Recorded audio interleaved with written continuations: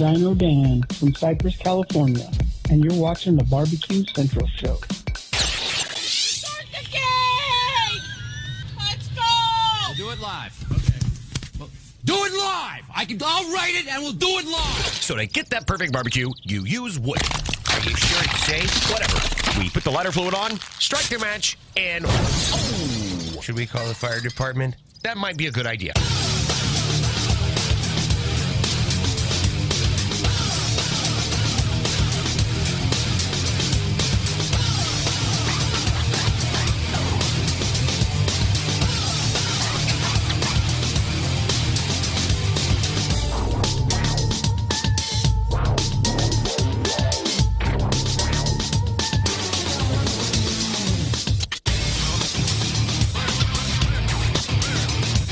Good evening and welcome to the really big BBQ Central Show. This is a show that talks about all things that are important to the world of barbecue and grilling. The show originating from the Rock and Roll Hall of Fame city, Bomb City, USA, Cleveland, Ohio, the barbecue capital of the North Coast. I'm your program host, Greg Rempe. Happy to have you aboard here on your Tuesday evening's live fire, fun, and frivolous show. If you want to get in contact with the show this evening, here's how you do it. You can get in touch with the show by sending an email to Greg at bbqcentralshow.com. Follow us on all the social media channels at BBQ Central Show. And be sure to subscribe to the show podcast feed on your favorite podcast platform. Anything else you want to find out about the show can be found at the main website, thebbqcentralshow.com. And here's what's happening in case you didn't get the newsletter. Coming up at about 12 to 13 minutes from now. It's the second Tuesday of a month. And in that coveted 14 past the hour segment, we will be joined by first-time guest.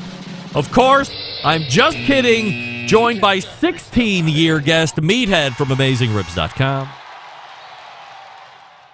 Last month, I received a number of complimentary emails talking about the subject matter of combustion and how people were riveted on the edge of their seats, if you can believe it, with this subject matter. On the edge of their seats, hanging on Meathead's every word, talking about combustion and all the things that go into it. And as we were getting through that, the sector of charcoal came up. And after we spoke about it, perhaps even side or casually mentioned it during the segment last month, this could be a segment all on its own. So I made sure that we captured that, put it back into the outline. And tonight, Meathead and I will be talking all about charcoal. I'm sure he has an agenda ready to go. I also have listener-generated questions, 2 specific listener-generated questions that I wanted to mix in as well. So we'll see what we can get through during our segment. And that will be Meathead from AmazingRibs.com, 14 past. Then, 35 past the hour, I'll be joined by the other second Tuesday of the month regular guest in the highly coveted 35 past the hour segment.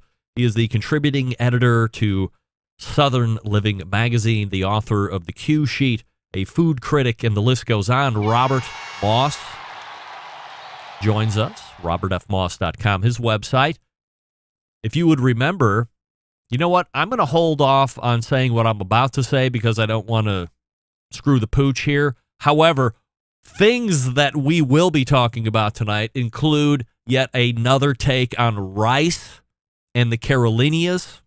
We'll also be talking about the BBQ Hall of Fame, not who's in and things like this. Specifically, Robert had a take on the Impact Award. I touched base with Adrian Miller last week, and he had some additional thoughts that he would like to get out in regards to the Unsung Black BBQ Cooks, so we'll give them some time to do that. We'll also talk about barbecue side dishes, and we'll talk about what it's like to actually meet, M-E-A-T, or M-E-E-T, meet up with the one and only Daniel Vaughn when you're making a trek through Texas. Meathead, lucky enough to do that when he was down in Fort Worth during the NBBQA conference a month ago or so. And following that up quickly was Robert Moss. So we'll talk to Robert Moss all about that, and that will bring a close to the first hour, and then we'll move to the second hour As we mentioned many times here over the last number of weeks, there is a new class of BBQ Hall of Famers. And the first to make his interview appearance on this show, the guy responsible for spawning a generation of competition barbecuers and bringing barbecue television to the great unwashed, John Markus, will be joining me through the balance of the second hour. So we'll talk, obviously, in the lead about BBQ Hall of Fame, getting in. He, like Meathead and a number of others, 3 times on the finalist list before he got over the threshold and inducted into the BBQ Hall of Fame. So we'll talk a little bit about that, and then I figured with the balance of the time, which I'm going to curtail a little bit of the Hall of Fame stuff because it probably isn't too much to get into other than being thankful, blah, blah, blah. I want to do an origin story, re-spark that a little bit, do an origin story of John Markus. So if you don't know his story, where he grew up, siblings, life, before he got into the big city, before he bought the 896-acre farm in upstate New York as well. You will learn all about the young John Markus and then the college life John Markus and the budding professional writer John Markus before getting into what you know him for, bringing barbecue TV to the masses. So looking forward to spending the second hour with John Markus. There could be some bonus time in there as well. John has certainly had occasion to want to sit down and chat from time to time. So looking forward to doing all of that. So Meathead and Robert Moss in the first hour and John Markus in your second hour. You can follow me socially if you prefer. Instagram, Twitter, TikTok, and the Snappers at BBQ Central Show. Live video feeds, Facebook and Twitch /BBQ Central Show. Over on Facebook, you can find a video feed as well on an active chat roll /RD Rempe and live audibly on the Clubhouse app as well. And we have a few listeners in there, some of the Clubhouse regulars, as it were. So let's start here tonight. Many of you were concerned over the past number of weeks, asking if the quote-unquote show karma has become a thing of the past or has somehow changed given the events and results of the 2022 Memphis in May World Barbecue Championships. Well, I never doubted it, not even for a second, because it always works. In fact, I would go so far to say that it never doesn't work, and we can chalk Memphis in May up to a mere anomaly. Why? Because Adrian Miller was on the show 1 week ago this evening, and then what happened this past weekend? He went over to the James Beard Awards and won the James Beard Award for Book of the Year. Yes, indeedy, feed the needy, show karma proving once again that, like sex, it remains undefeated when going up against the competition. So, doubters, shame on you. And I happily welcome you back to the right side of the show karma train as we roll along this karmatic highway. All aboard! Notwithstanding that, because this is a craze sweeping the nation, Pam from Sumter, South Carolina, sent me a few pictures, and pervs, get your mind out of the gutter. Get that big stuff out of here. Here's the first picture. Let me show you. Well, look at here. Salsa y limon, Mexican grill. What could the second picture possibly be of? Chori pollo, that's right. Oh. If this culinary craze gets any hotter, we're going to have to call it Chori pollo and fuego. In Sumter, South Carolina, Chori pollo runs you $11.25, a little on the high side, but a classic recipe. Chicken breast grilled, topped with chorizo sausage and cheese dip, served with rice, beans, side of tortilla, and away you go. Chori pollo, once again proving that it is its own force of nature, no matter how much Sam the cooking guy took a heaping shit all over it almost 2 years ago. It is now sweeping the nation. Minnesota, Ohio, South Carolina, North Carolina, the upper Mideast also carrying it. You can't deny it. You can't deny how awesome it is. little bit of listener feedback before we get to Meathead. Doug in Minnesota. Greg, big fan of the show. I've been listening for years. I have to tell you that my interest peaked at the mention of milk cow steaks. I didn't think that was a thing. I actually live in an area that has a number of milk farms, and I wonder if I should be soliciting them for meat. Does Mark Williams have any further info on how to ask for such stuff? You need to do a follow-up on that. Love the show. Regards, Doug. Doug, I can tell you this. While I am no milk cow expert, other than just asking Mark Williams about it now twice on the show, actually, I think the first time he brought it up on his own, but I did follow up with him last week as he sat in place for Malcolm Reed. The dairy cows that he's eating are A, being retired from the milking, and secondly, are being fed out to increase the marbling and the flavor. I think if you just went up to a milk cow, slaughtered it, and then took its meat, you would be in for a rather large disappointment from what I am to understand. If you go to Malcolm Reed's most recent podcast, he does talk about eating milk steaks that Mark procured, and the prevailing thought is that these things are fed out for a certain period of time in order to make them more palatable. Plenty of other feedback to get to if needed. Meathead is in the green room, so we will stand by for him. So I have to lead with this. I'm going to talk to you about Oklahoma Joe. What do we love here? I was having issues with the DLX 1200. We all know about this. We worked through customer service. They sent a new grill out. I had to assemble it again, which 2 in a row for me. I'm becoming quite handy. And the bottom line is this. Got it together, filled it with pellets, charged the pellet pot with some extra pellets, the burn pot, if you will. Fired it up, went through the pre-light, lit, no problems, no error codes. Did the burn in. It was great. I have a picture, or I did a story of that on Instagram. And then we put the rubber to the road.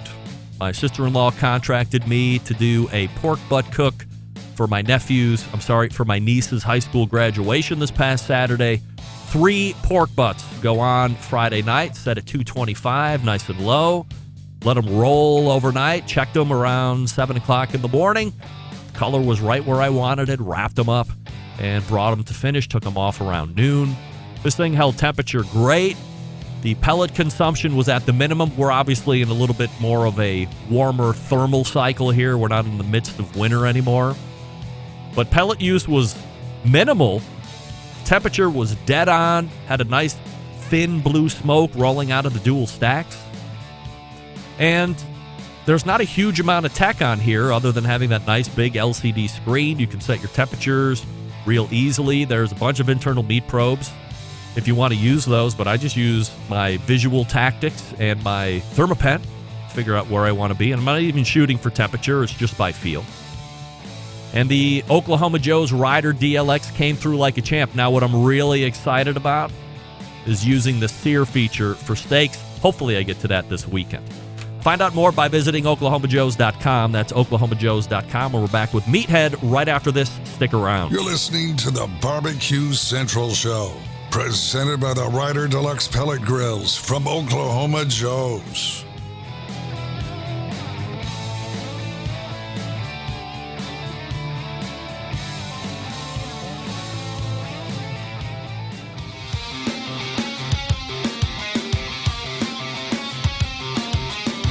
Broadcasting live from the BBQ Central Show studios in Cleveland, Ohio. You're listening to the BBQ Central Show. Once again, here's your host, Greg Rempe. Welcome back. This portion of the show being brought to you by the BBQ Guru, creators of automatic pit temperature control technology, sellers of ceramic cookers with built-in power draft fans and accessories to make your barbecue and grilling life easier. Visit bbqguru.com for more information or call them with questions, 800-288-GURU. The BBQ Guru continuing to be a breakthrough in barbecue technology. My next guest is the creator of the most heavily trafficked barbecue and grilling website in all the land, nay, the globe. And he is here to visit once again on the second Tuesday of a month. And we race to the hotline and welcome back our good pal, Meathead. Hey, Meathead. Hello, Greg, and hello, Centralites. We are happy to have you once again. I know I want to get it out front. I want to get ahead of it in case it happens. You had stormatic and tornadic activity. There's been a few bits of internet drops here or there. We have some stop gaps in place. However, just in case something goes on, never fear. Meathead and I are well aware of what might happen, but we're going to press through this evening because we have an important topic to talk about, which came up during the combustion talk last month as we continue the Meathead science talk or science talk with Meathead that we do here. So tonight we're talking about charcoal. It is really its own hot point. You have staunch pundits for briquettes. You have staunch pundits for lump charcoal. You have new types of charcoal that have entered the market that maybe aren't more readily known, like the charcoal logs that B&B Charcoal makes that I find to be a fairly useful product in certain situations. So let me ask you, as the expert here this evening, where do we start on charcoal? Should we get a little history on it and know of its evolution, or where do you want to go? Well, before I dive into charcoal, this is the first time we've talked since the Hall of Fame announcements. But Nita, pull the microphone up to your face. Come on. What are we doing? First time on the show? I don't think that microphone's on. Yeah, it is. It's not on? Tap it. No, it's not. I'm getting your computer speaker. Outrageous. Look at that. Not even plugged in. Is that going to take?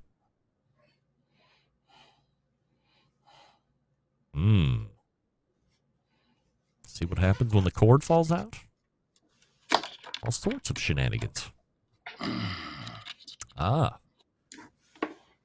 that? So probably what you're going to have to do is X out of the browser and come back in. How do we sound now? No, it's the same. You're going to need to close out of the browser and then come back in is what's going to have to happen. That's all right. Don't worry about it. We're all here. We're all friends. I'll just talk about Choripollo for 45 more seconds while you X out and X back in. I'll mark it right here on my software. I got an email from Sam the Cooking Guy last week who said, hey, I was listening to the podcast after he said he wouldn't do it, but I encouraged him to go back and listen to it. We had some technical issues with the clubhouse that ended up being my fault. And he said, hey, you cut out all the stuff. And I said, yeah, of course I did. I don't want the podcast listeners to suffer. But anyway, let's hear it. Test. Oh, much better. Come on. This is what happens when you lose internet. We had tornadoes come through here, and we lost internet, we lost power, we lost everything. We're back. Right. Okay. Right. Well, before we dive into charcoal, I just have to say a word or three about the Hall of Fame. All right. Because I get to vote now that I'm in. That's right. And fortunately, everybody I voted for got in this year. Okay. But you did not even make the nomination cut, and that's a travesty. And no, I'm saying this not because we're buddies and because I'm a regular guest. I'm in. I don't have to suck up to you anymore. That's right. There's nobody who does what you do. You're the only one of any consequence. Maybe Jeff Tracy is out there because he has a over-the-air radio show. But how dare you? How dare you? You're all alone in this field, and the idea that you didn't even make the finalist list. And what we've got to do is when the nominations come out again, we got to get everybody to nominate you. We got to get you in. What's really shocking is everybody who's on the panel is a regular on your show. Robert Moss, you're coming up next. That guy right there. Oh, there he is. Yeah. We're not going to let him talk, but that's him right there. Daniel Vaughn. These guys, we got to get you in. Okay, charcoal. Well, let's talk briefly about what charcoal is. It starts out as wood. But they've been making it for centuries. I mean, it was used for smeltering, for melting steel.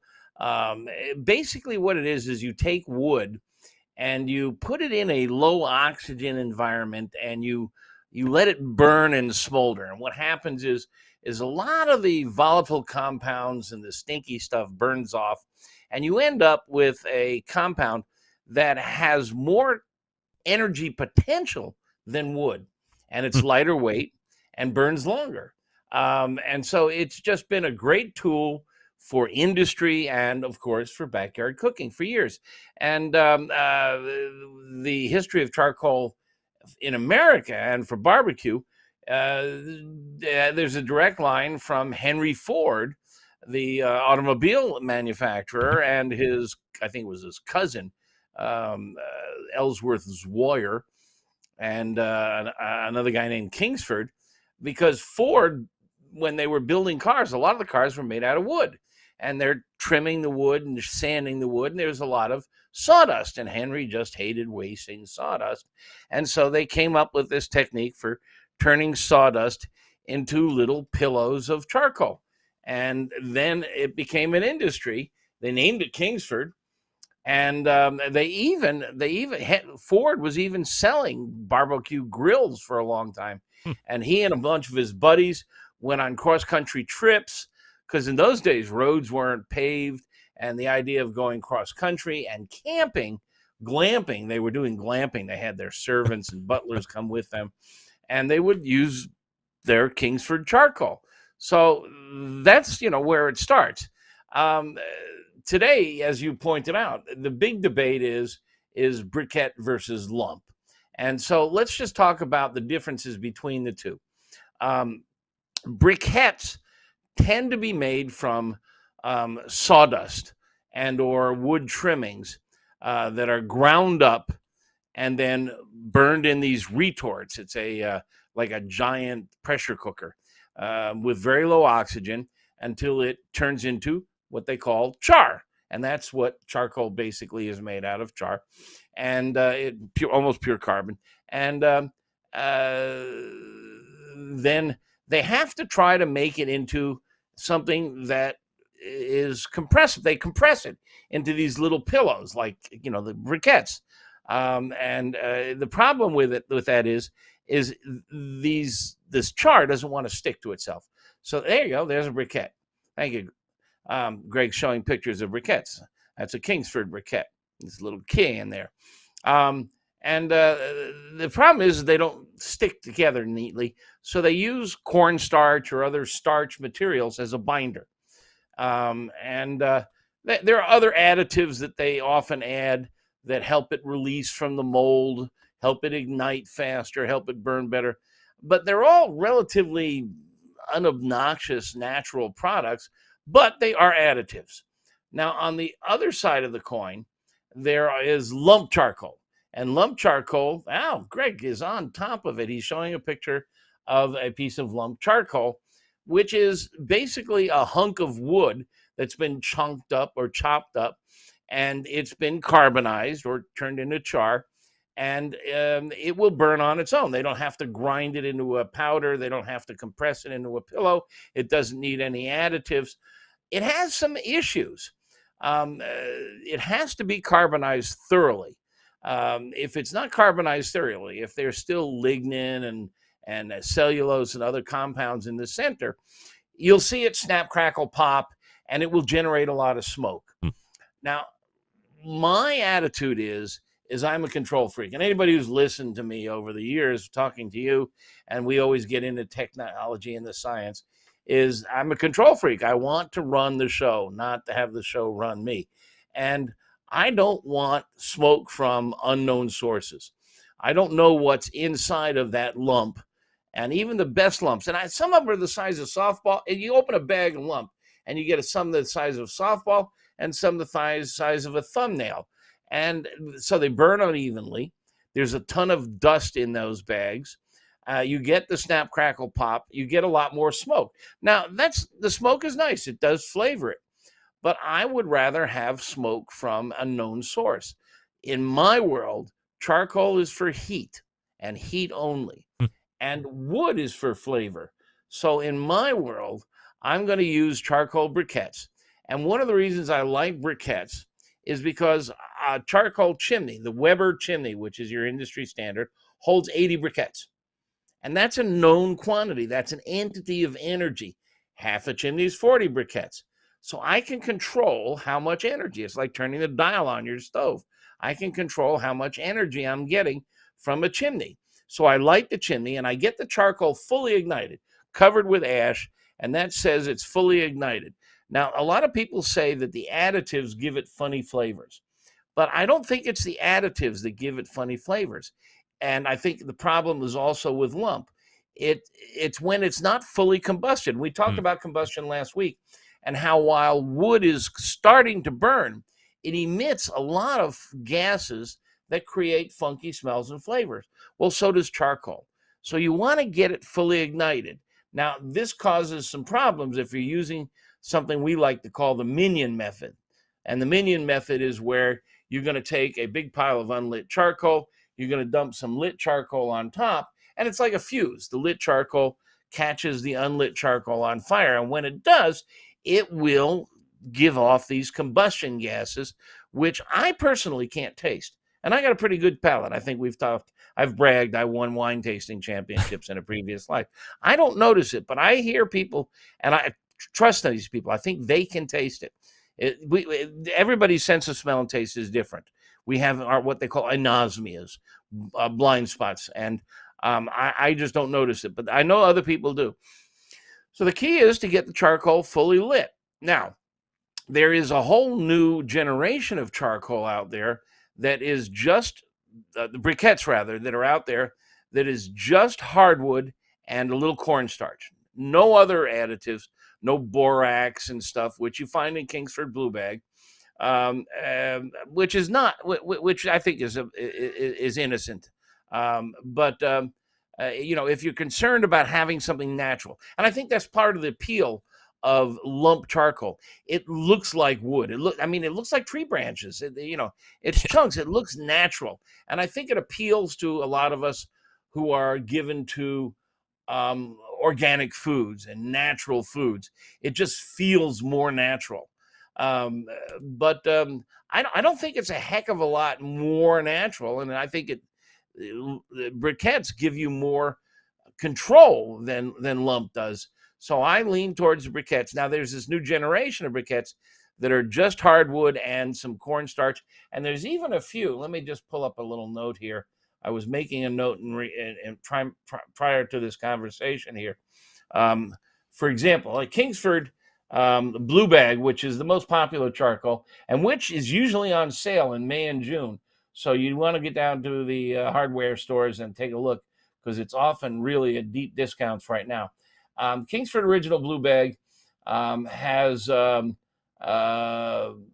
anthracite coal, which is just a pure coal. It's just carbon.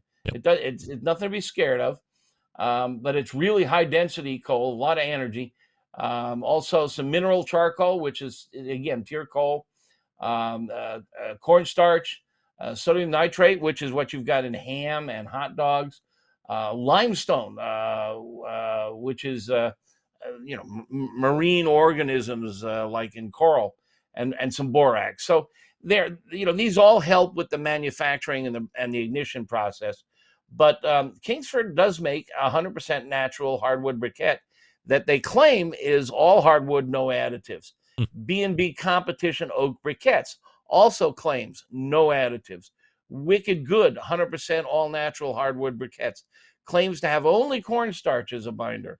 And Royal Oak all natural hardwood charcoal briquettes claim to be only char and vegetable starch, they call it. And then Franklin charcoal briquettes, post oak hardwood, and natural starch binders. So there's this new generation of charcoals with minimal additives to them, if those things bother you and concern you. Is there a way to hold those people to the fire other than just saying it? Is there a way to test that, or is there a regulation? No, and that's really Greg, that's a brilliant question. There's no regulation on this stuff. There's no way to tell whether it's hardwood. And, this is one of the things that concerns me about lump in particular. When I open a bag of lump, I can see pieces of lumber in there.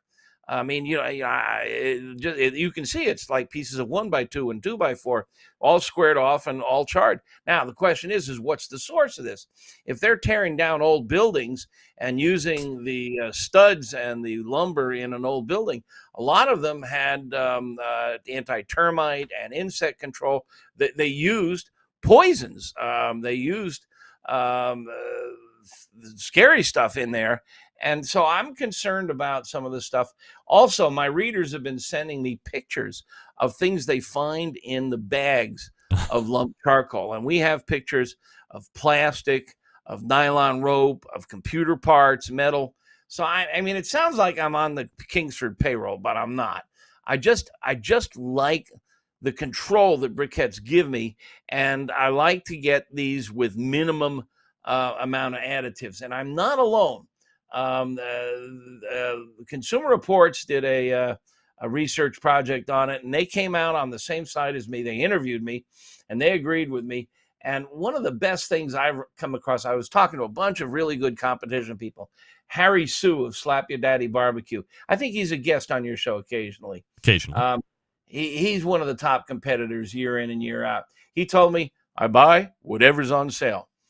And Mike Wozniak of QOW, he's recently retired, but he was the 2010 Kansas City Barbecue Society Team of the Year winner, and he scored a lot of big money competitions. He says, I cook with whatever brand the competition sponsor is giving away for free.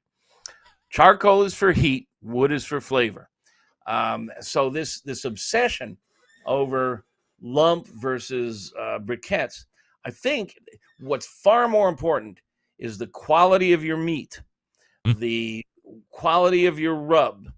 Are you able to control temperature, your fire control, your smoke source control, your sauces, the temperature that you take the meat off at, all the stuff that you do, far more. Remember, we're dealing with an orchestra of flavors, many instruments, and charcoal is just one.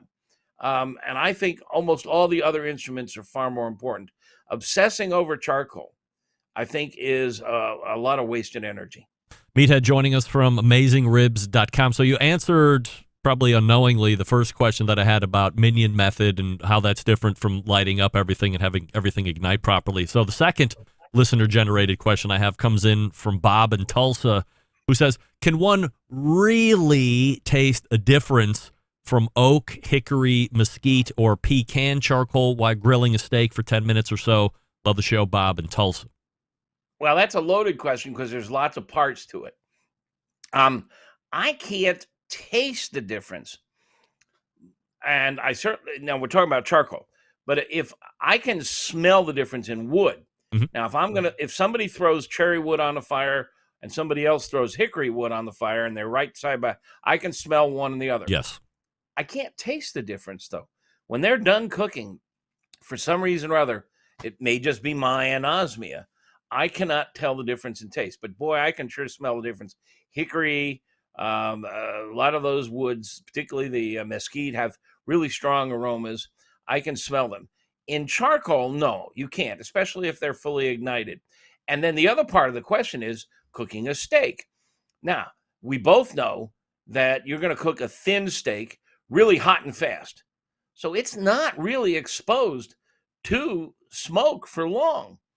Now, if you really are concerned, you want to get some, this is the one occasion when I'll use lump, is I may use lump for a thin steak, like a skirt steak or even a flank steak, because they're going to cook hot and fast.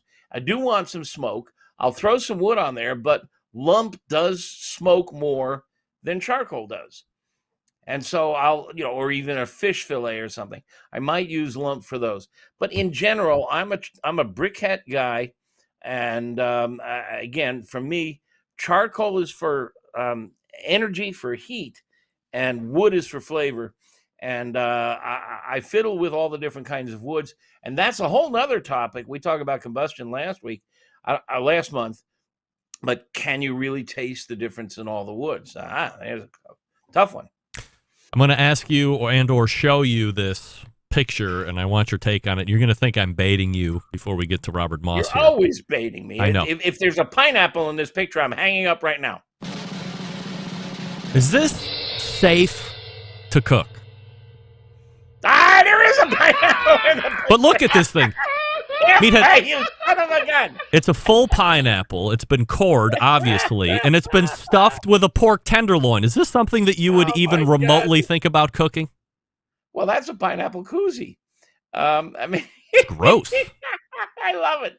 All right, we got to give your readers the background here. About a year ago, you asked me what my favorite thing to cook was, and I said pineapple. I just love pineapple on the grill. The sugar's caramelized again. I'm a sweet freak. I love my sweets. And so I've been getting unmitigated grief every time anybody has a picture of pineapple like this. They throw it at me.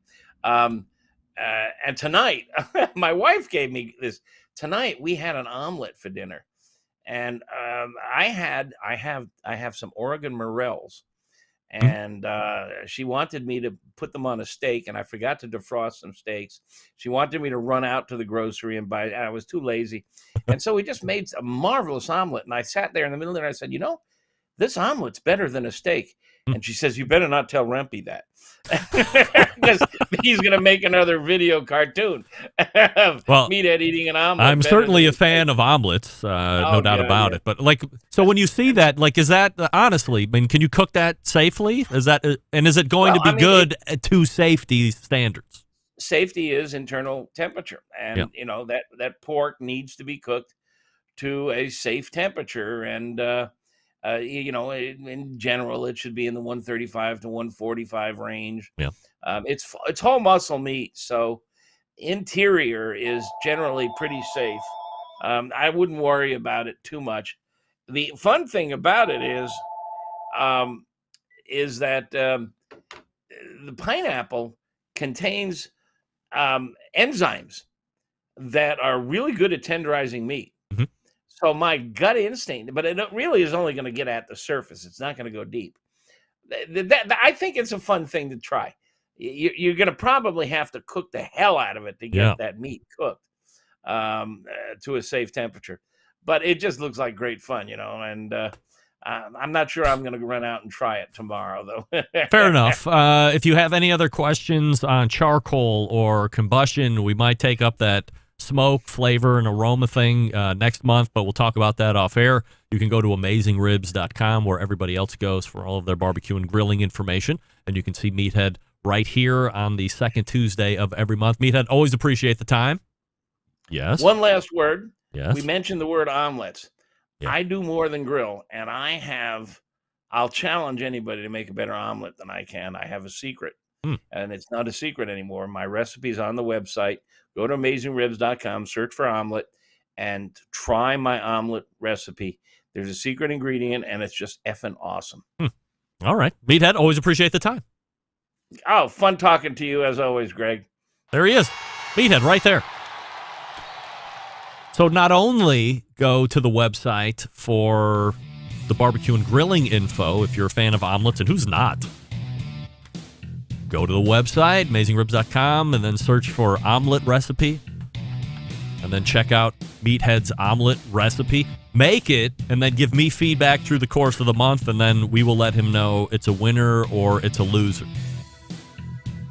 Robert Moss is ready to go. We'll get them here in just 1 second. Yoder Smokers is designing and building all of their pits right here in the States, building pride through craftsmanship, world-class customer service. That's the backbone of how they've built the company. This approach translates into what can be a truly bespoke style product that elevates gatherings with friends and family. Honored to have a trusted place in the backyards of America. From pellet grills to wood-fueled offset pits and charcoal grills, consistent blue ribbon flavor has become synonymous with the Yoder Smokers name. Make no mistake, Yoder Smokers' flavor-driven design is unique to each style of pit, and the team has developed their cookers to perform time and time again while outlasting the competition for generations to come. It's this generational thought that's rooted in the handmade products and defines the integrity of the core values, American-made quality and endless flavor, the benchmarks of Yoder Smokers. Visit them at yodersmokers.com and grab yours today. We are back with Robert Moss right after the stick around. We'll be right back. You're listening to the Barbecue Central Show, presented by the Ryder Deluxe Pellet Grills from Oklahoma Joe's.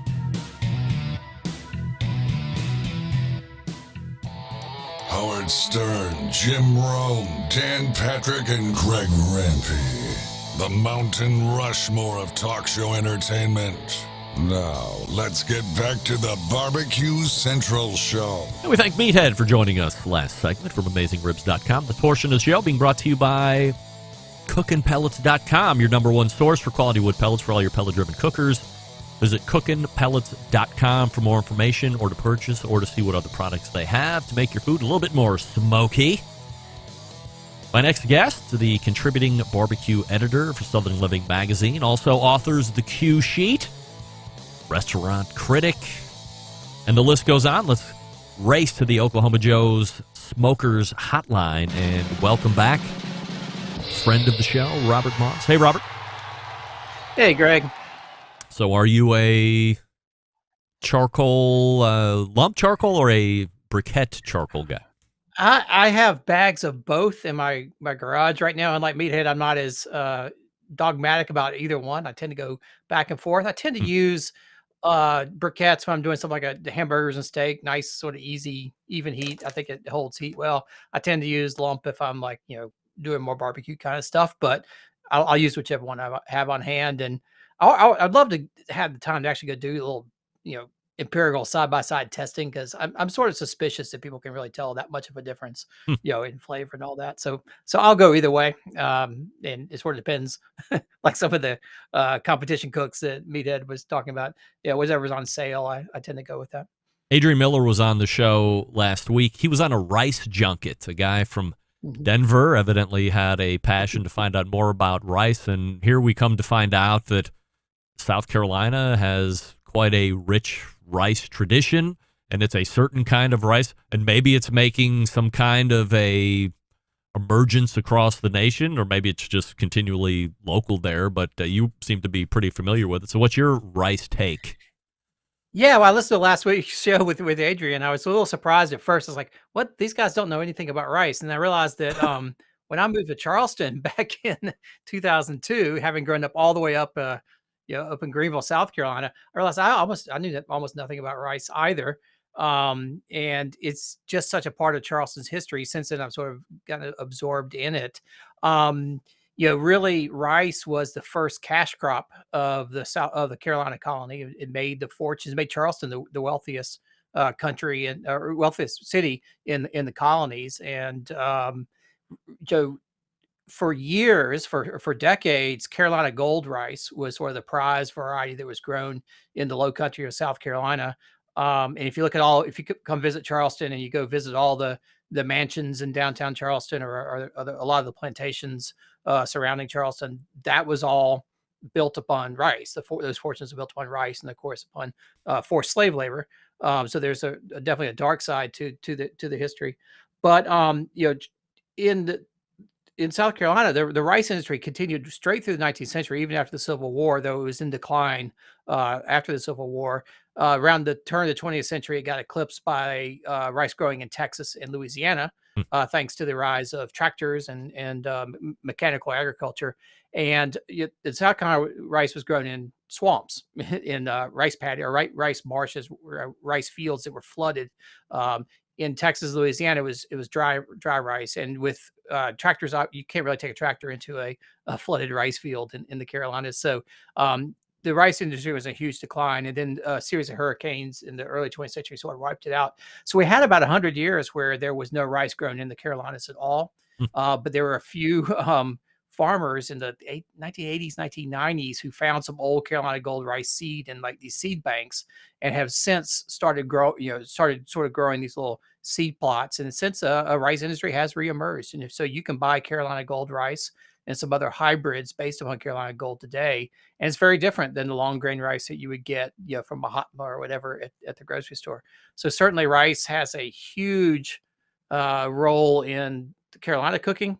And after like about a century of virtually disappearing from altogether, it's starting to make a resurgence. About 10 years ago, a lot of the chefs in Charleston restaurants really dug into or really started, adopting Carolina gold rice. And so now if you go around the city's restaurants, you can find Carolina gold on menus just about everywhere, along with a lot of the old classic rice dishes from the 19th century. He had mentioned a particular name that I can't recall off the top of my head, but I visited the website and found that you could buy it right online, smaller boxes all the way up to maybe a 2 or a 5 pound bag.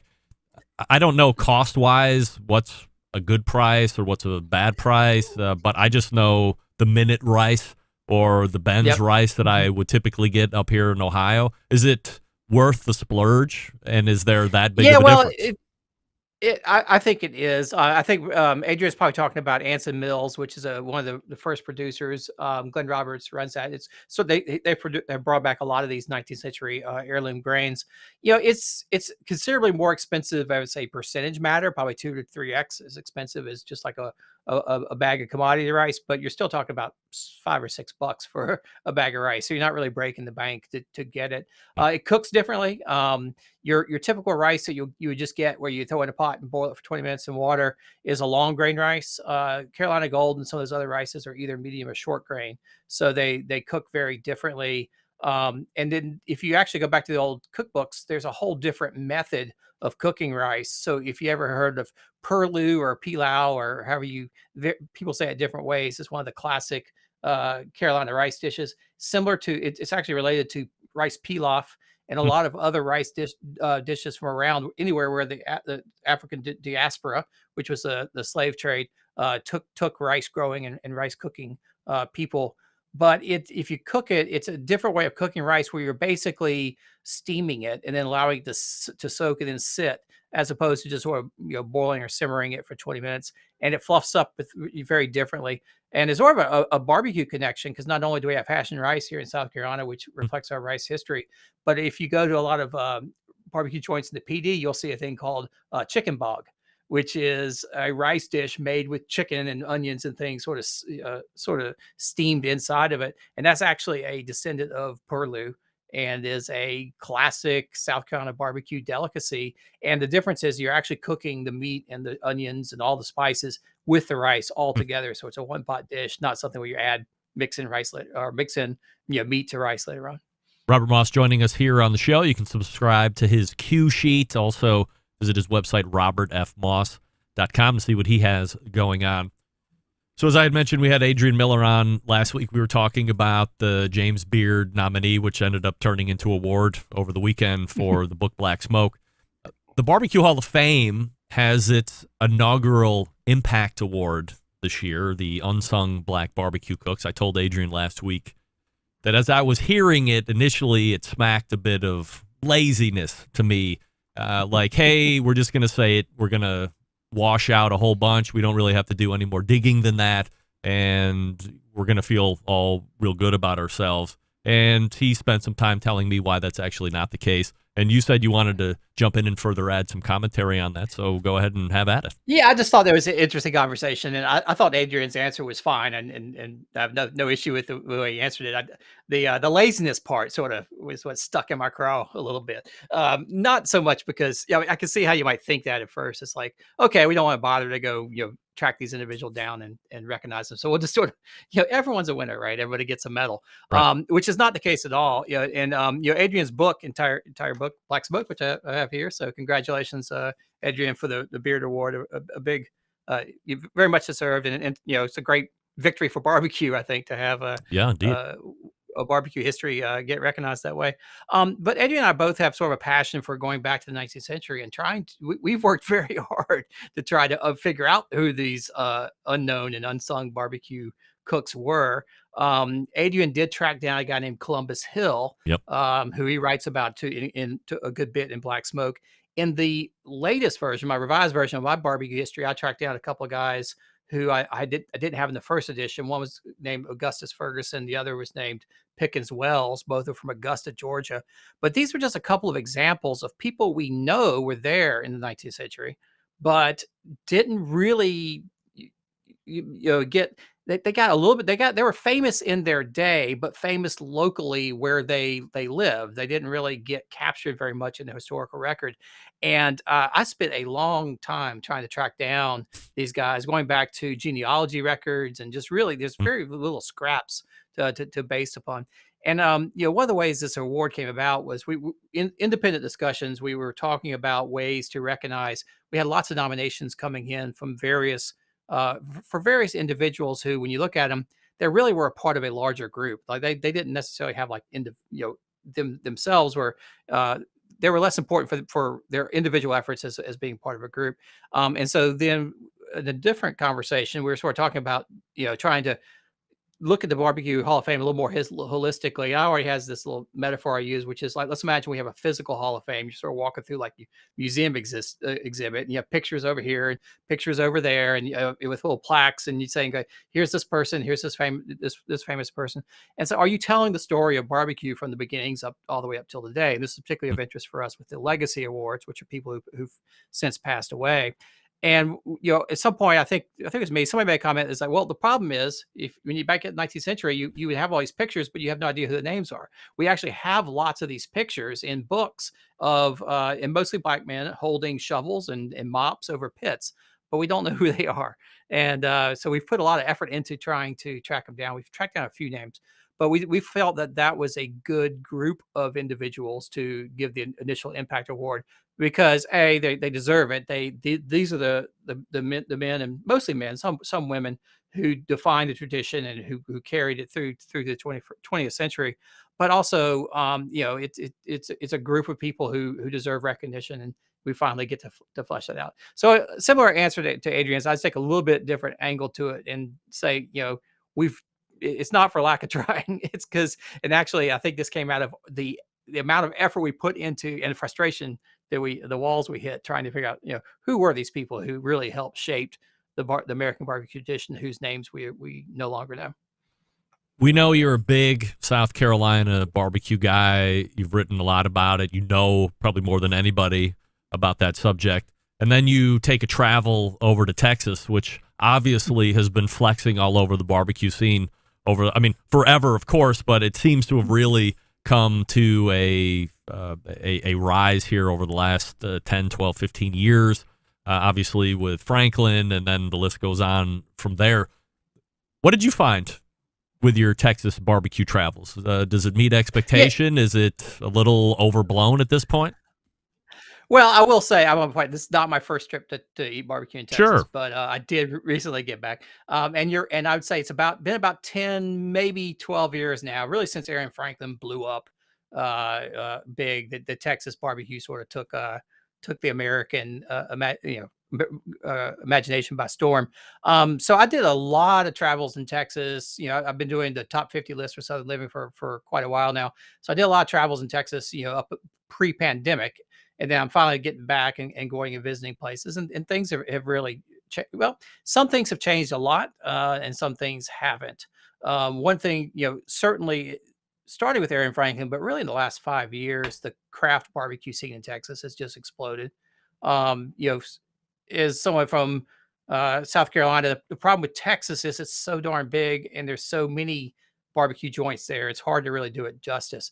But on this last trip, I would echo something I think Daniel Vaughn has said in his top 50 and other writing, which is, it used to be 5-10 years ago, when Daniel and others were driving around Texas and judging barbecue, they were pretty much just looking at brisket, saying who has the best brisket. That was sort of their yardstick. And I'm not the first person to say this, but I would agree with Daniel and others that now having good brisket is just sort of, well, that's just sort of table stakes, right? It's just, if you don't have a good brisket, you might as well just not have a roof on the building or something like that. The brisket is all uniformly good throughout Texas, and there's a lot of people who really up their games. I think what's interesting now, at least interesting to me, is by the time you drive from Waco to Austin, and you eat 2 pieces of brisket, it's hard to really say this was better than that one, or remember. There's so many other interesting things that are going on. Pitmasters are now trying to sort of separate themselves from everybody else by doing something creative and different. So what I find more interesting is not the Texas trinity of brisket, ribs, and sausage, because almost everyone's doing that well, but it's what else are they doing? What other meats are they doing? And then I know you want to talk probably a little bit about side dishes. This trip, oddly enough, I found myself like taking 2 bites of brisket and saying that's great, and then really digging into like the beans or the mac and cheese or whatever, because I think another thing that everyone's doing to try to elevate their game, side dishes are no longer an afterthought. It's sort of how they distinguish themselves. So the side dishes are getting really, really good, and the desserts are as well. So I love side dishes. However, I feel that if I'm going to a barbecue restaurant, I'm more than happy to have the stars of the show shine and stand out. And I don't care about the sides. I'm never going to go to a barbecue restaurant. And maybe this shows my overall lack of maturity of going and traveling to a lot of barbecue places. But I probably won't think to order sides unless it's either A, banana pudding, which is one of my favorite desserts of all time and is really a measuring stick of a barbecue restaurant, I guess, not to be too contradictory or hypocritical. But everything else in between, good beans, okay, coleslaw, all these other things, real chefy type sides. I mean, I don't care about that. I want great brisket. I want great ribs. I want great sausage if we're talking about Texas. But even in some of the other places, I want the stars of the show to be the stars of the show. I don't want the supporting cast to have me walking away going, yeah, I mean, the brisket was good, but man, that brisket empanada was blowing my mind. To me, that seems total counterintuitive to what this whole thing's about. No, I'd say that's like going to the Broadway show and saying, okay, as long as the lead actor or the lead person can sing great and is really engaging, I don't care if the rest of the cast is just sort of tripping over themselves. A really great show, the bit players, the small players play, really add into the whole experience. And I'm increasingly about the whole experience. And certainly, up until recently, yeah, you had coleslaw. You had, like, in Carolinas, you'll have boiled potatoes or French fries. How impressed are you going to be by boiled potatoes or French fries? And they're more just something to fill your belly. But I think what's happening is, and part of this is because here in the Carolinas and other parts of the sort of the eastern South, they don't do beans very well. They tend to sweeten them up, put a lot of ketchup and molasses and stuff in them. Texas is, very savory beans, and they load it up with brisket and smokiness. And I just was impressed by all the beans I had there. Increasingly, you're getting things like hash and rice, which I'm a big fan of here in the Carolinas. I had actually hash at two different places in Texas, and it's really a way of being economical, using up meat. Same thing with beans. The best beans are loaded down with meat. Some of the things like, at Panther City and Fort Worth, I had this smoked mac and cheese. Now, there's lots of mac and cheese, and mac and cheese is good, but I don't know what they did with it. They put it in a pit or something. It was so smoky and rich and excellent. So I think in those situations, I mean, yeah, the brisket is great, but that's like saying I want to go to a fancy restaurant, just having a piece of fish with no sauce or anything else on it. Well, if the sauce is really well done, or the fish is really well done, and there's sauce and there's great, accompaniments with it, it becomes like some of the parts the whole is greater than some of the parts, if you will. So I was really impressed coming out of Texas with two things. One was the side dishes, but also with a lot of the pork. I had some really great pork steaks, really great pork chops. And so those guys are doing some interesting things that don't necessarily involve just a big old slab of brisket on a plate. There's a couple of other things that I want to talk about, but we're out of time now, so we'll push that until next month. In the meantime, make sure you're staying up with the barbecue happenings by subscribing to Robert's Q Sheet, and also visit his website to see what he's up to, robertfmoss.com. Robert, always appreciate the time. Well, thanks, Greg. Appreciate it. You got it. There he is, Robert Moss, right there. All guests appear via the Oklahoma Joe's Ryder Deluxe Pellet Grills hotline. So sides are important. Not to me. But the sum is greater than the whole of the parts and the pieces parts. And the sum. Not to be too convoluted. RobertFMoss.com is website, and subscribe to the Q Sheet. Here's what's happened. Last week, after telling you all this time, the year's almost half over, or you're not doing enough to be in better shape, and the list goes on, I emailed David McDowell, our friend, the barbecue expert, and the men's health and wellness coach. And I said, let's do something different. I'm going to sign up and pay my $200 per month and show everybody what this thing's all about. So we are getting ready to have our initial call. I've already started working out again Monday. I said, if the back isn't going to get any better, we're going to start pushing through easy, which I'm starting to do now. Doing some reverse hypers to get the back going. get it in the right shape. And then after we have our initial call, we're going to set a plan for me, a both workout, and we're going to get those meal plans so I know what to eat, so I can, A, lean out. I want to get cut up. I'm not a mass putter-oner guy. My body's just not like that, but if I lose a little bit of weight, which is just going to happen because now I'm going to be active again, but want those muscle striations to really show through and all that fun stuff. He's going to help me do it. He's going to hold me accountable. We're going to have check-ins. If I have any questions, I'm going to email him or I'm going to text message him. He's going to tell me which way to go. I'm going to have that support to keep me accountable in order to reach those health goals. You can do it too, along with me.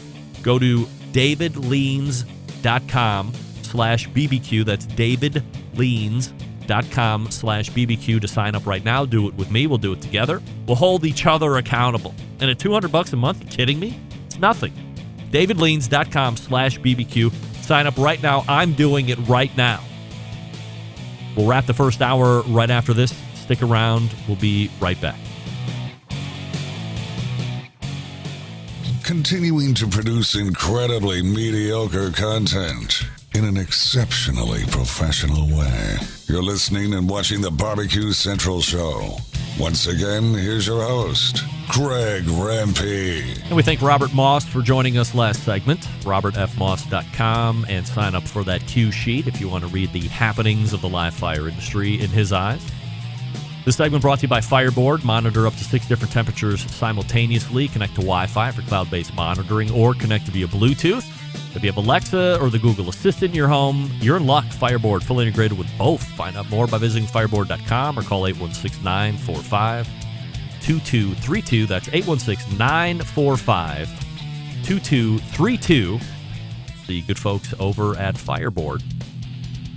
If you missed the first hour, don't worry. We're recording, and that will be out early tomorrow morning. I'll talk to you about the second hour podcast here in just a moment. We're a little late as we ran over with Robert Moss. So we'll play a little catch-up here, refresh libations, and we'll be right back. You're listening and watching the BBQ Central Show right here on the BBQ Central Network. Stick around. Be right back.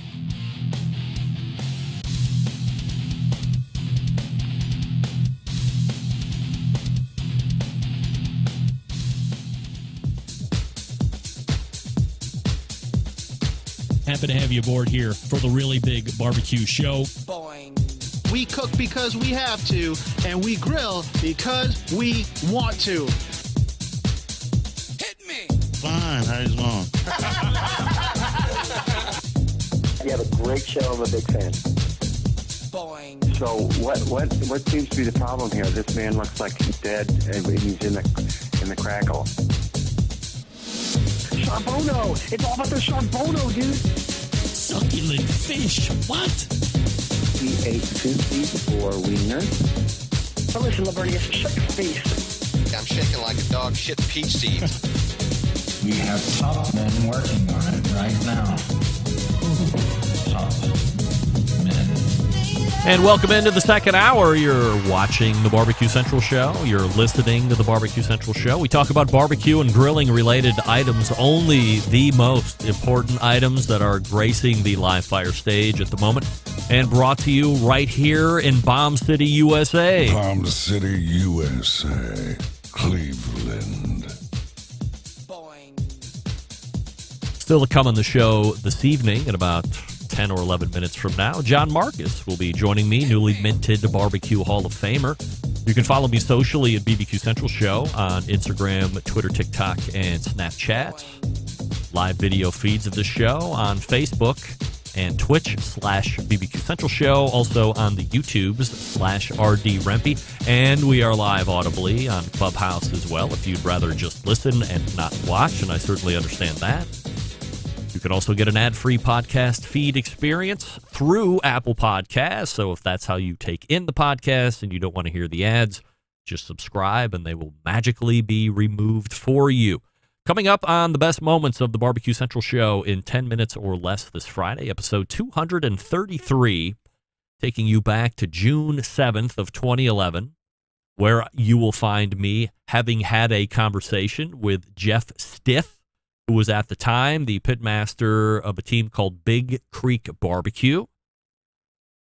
And this is really where we take a look at how Operation Barbecue Relief really got started. If you can believe it was 11 years ago, almost to the day. It's a week after I had this conversation. So again, it was June 7th of 2011 that I talked with Jeff.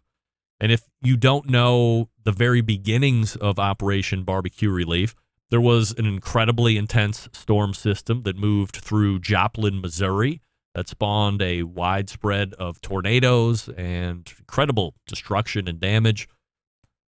Jeff Stiff and Stan Hayes, who of course we all know, saw a need. They were talking to each other. They were around the same type of hometown and got on the phone and said, hey, we need to do something for the folks that have been affected. How can we mobilize? What can we do well?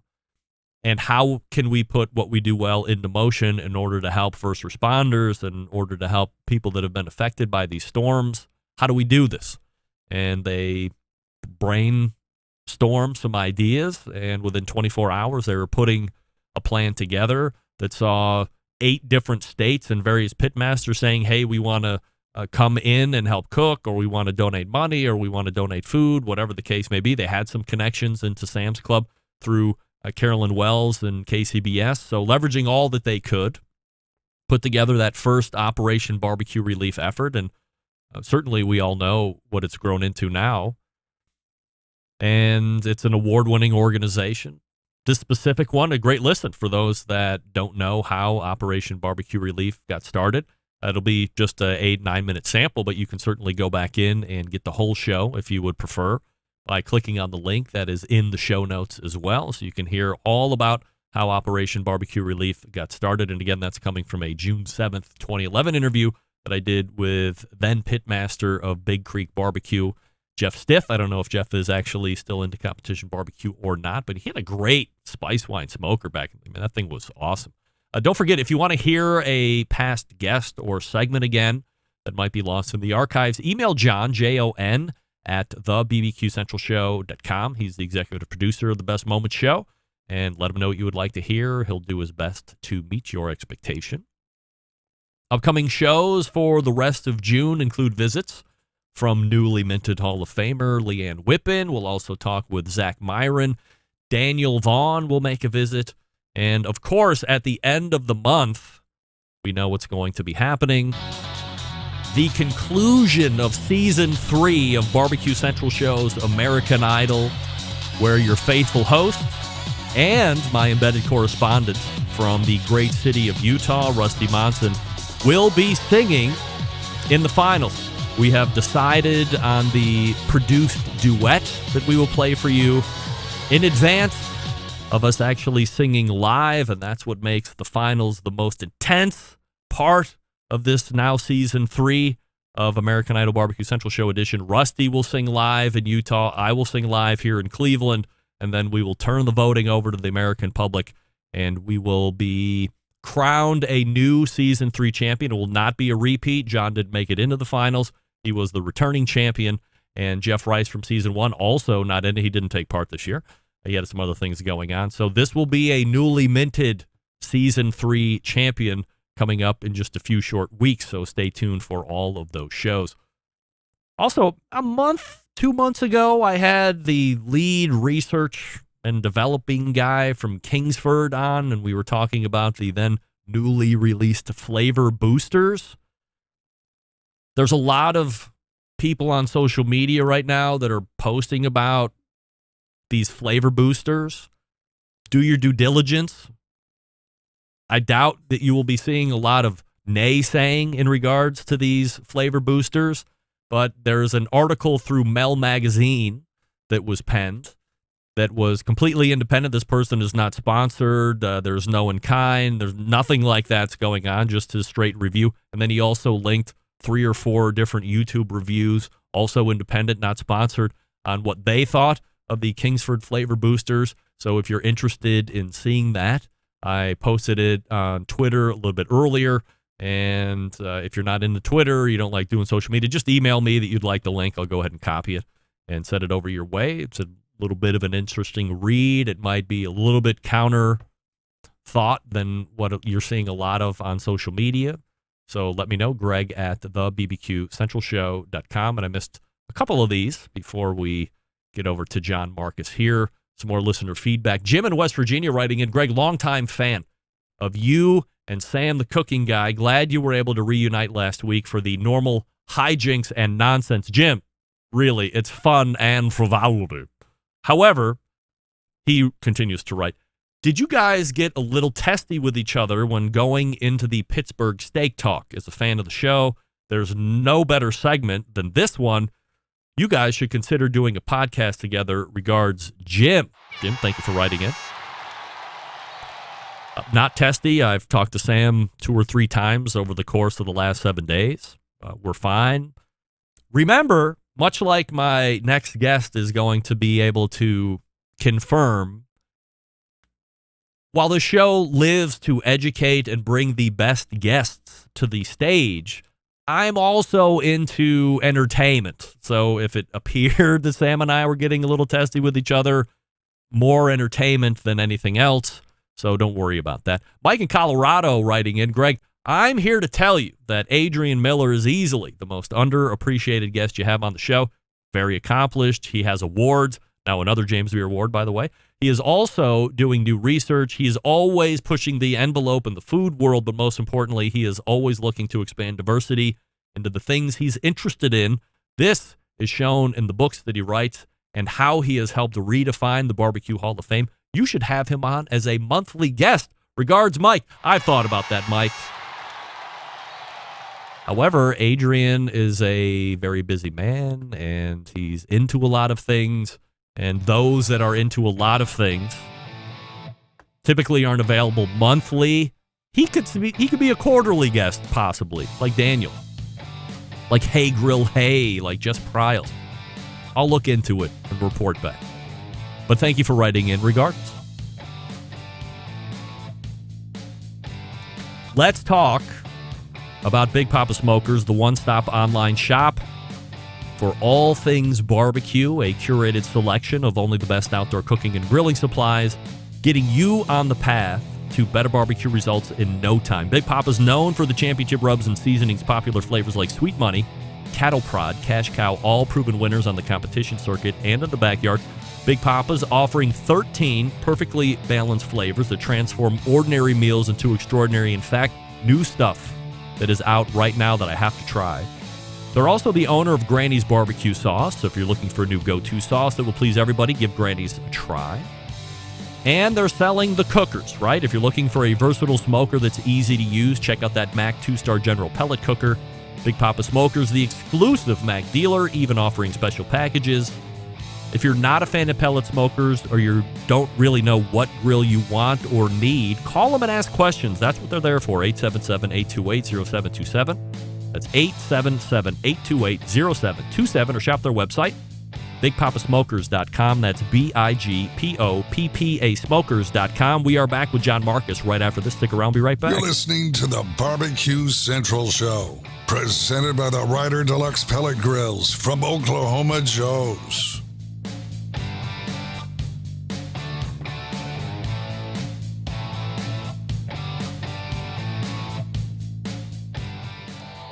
Howard Stern, Jim Rome, Dan Patrick, and Greg Rempe. The Mountain Rushmore of talk show entertainment. Now, let's get back to the Barbecue Central Show. This portion being brought to you by Pit Barrel Cooker, the most unbelievable outdoor cooking device on the planet, currently available in 3 sizes and a host of accessories. Whether you are a beginner or a professional, definitely a cooker you want to add to the arsenal, visit pitbarrelcooker.com and tell them Barbecue Central Show sent you. My next guest was last on the show almost 2 years ago to the day. Most well known in our industry for exposing competition barbecue to the great unwashed. And by doing so, created a whole generation of competitive barbecue cooks in 2020. He was one of the 9 finalists of the BBQ Hall of Fame. His name was on that list a year later. However, in 2022, he gets over on the It's Just Nice to Be Nominated list and jumped in to the BBQ Hall of Fame along with 3 other folks. Little known fact, born a Buckeye, now residing on the Upper West Side of New York City and sometimes upstate. We hit the Oklahoma Joe's Rider DLX Pellet Grills hotline, and welcome back one of the most accomplished writing minds of all time with writing credits to prove it. John Markus joining us on the show. Hey, John. Greg, how are we doing technologically? So far, so good. Let's cross fingers. I'm thrilled. Yes, you sound you great. And I had we had a little sound check earlier today, and then the day before we were working out some technical bugs. But you had a steady hand. I was panicked, but you were steady. With 14 years of technological advice to offer, and now a whole year and a half of telling people you got to get that microphone or else. I better be able to at least give some kind of advice, or I have a lot of egg on my face. Do people who listen to the show and sometimes watch it, do they know that there's a microphone requirement to guests that appear on the show? That Yes. You have very strict rules. Yes. Not only will I invite you to come on the show, once you accept, I will then place a mandate where you spend money in order to come on my show. But really, I'm just trying to help you out, the guest, and the listener out. Why put in audio hurdles when we just don't need them? Make the listening experience as seamless and easy and audio brilliant as possible. And here's the kind of payoff you get. For me, for example, yeah.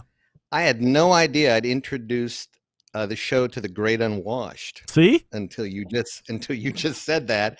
I do not think of our audience as the Great Unwashed, but I'll beg to differ there with you in that I myself was the Great Unwashed when it came to barbecue. At some point, we all were, I think.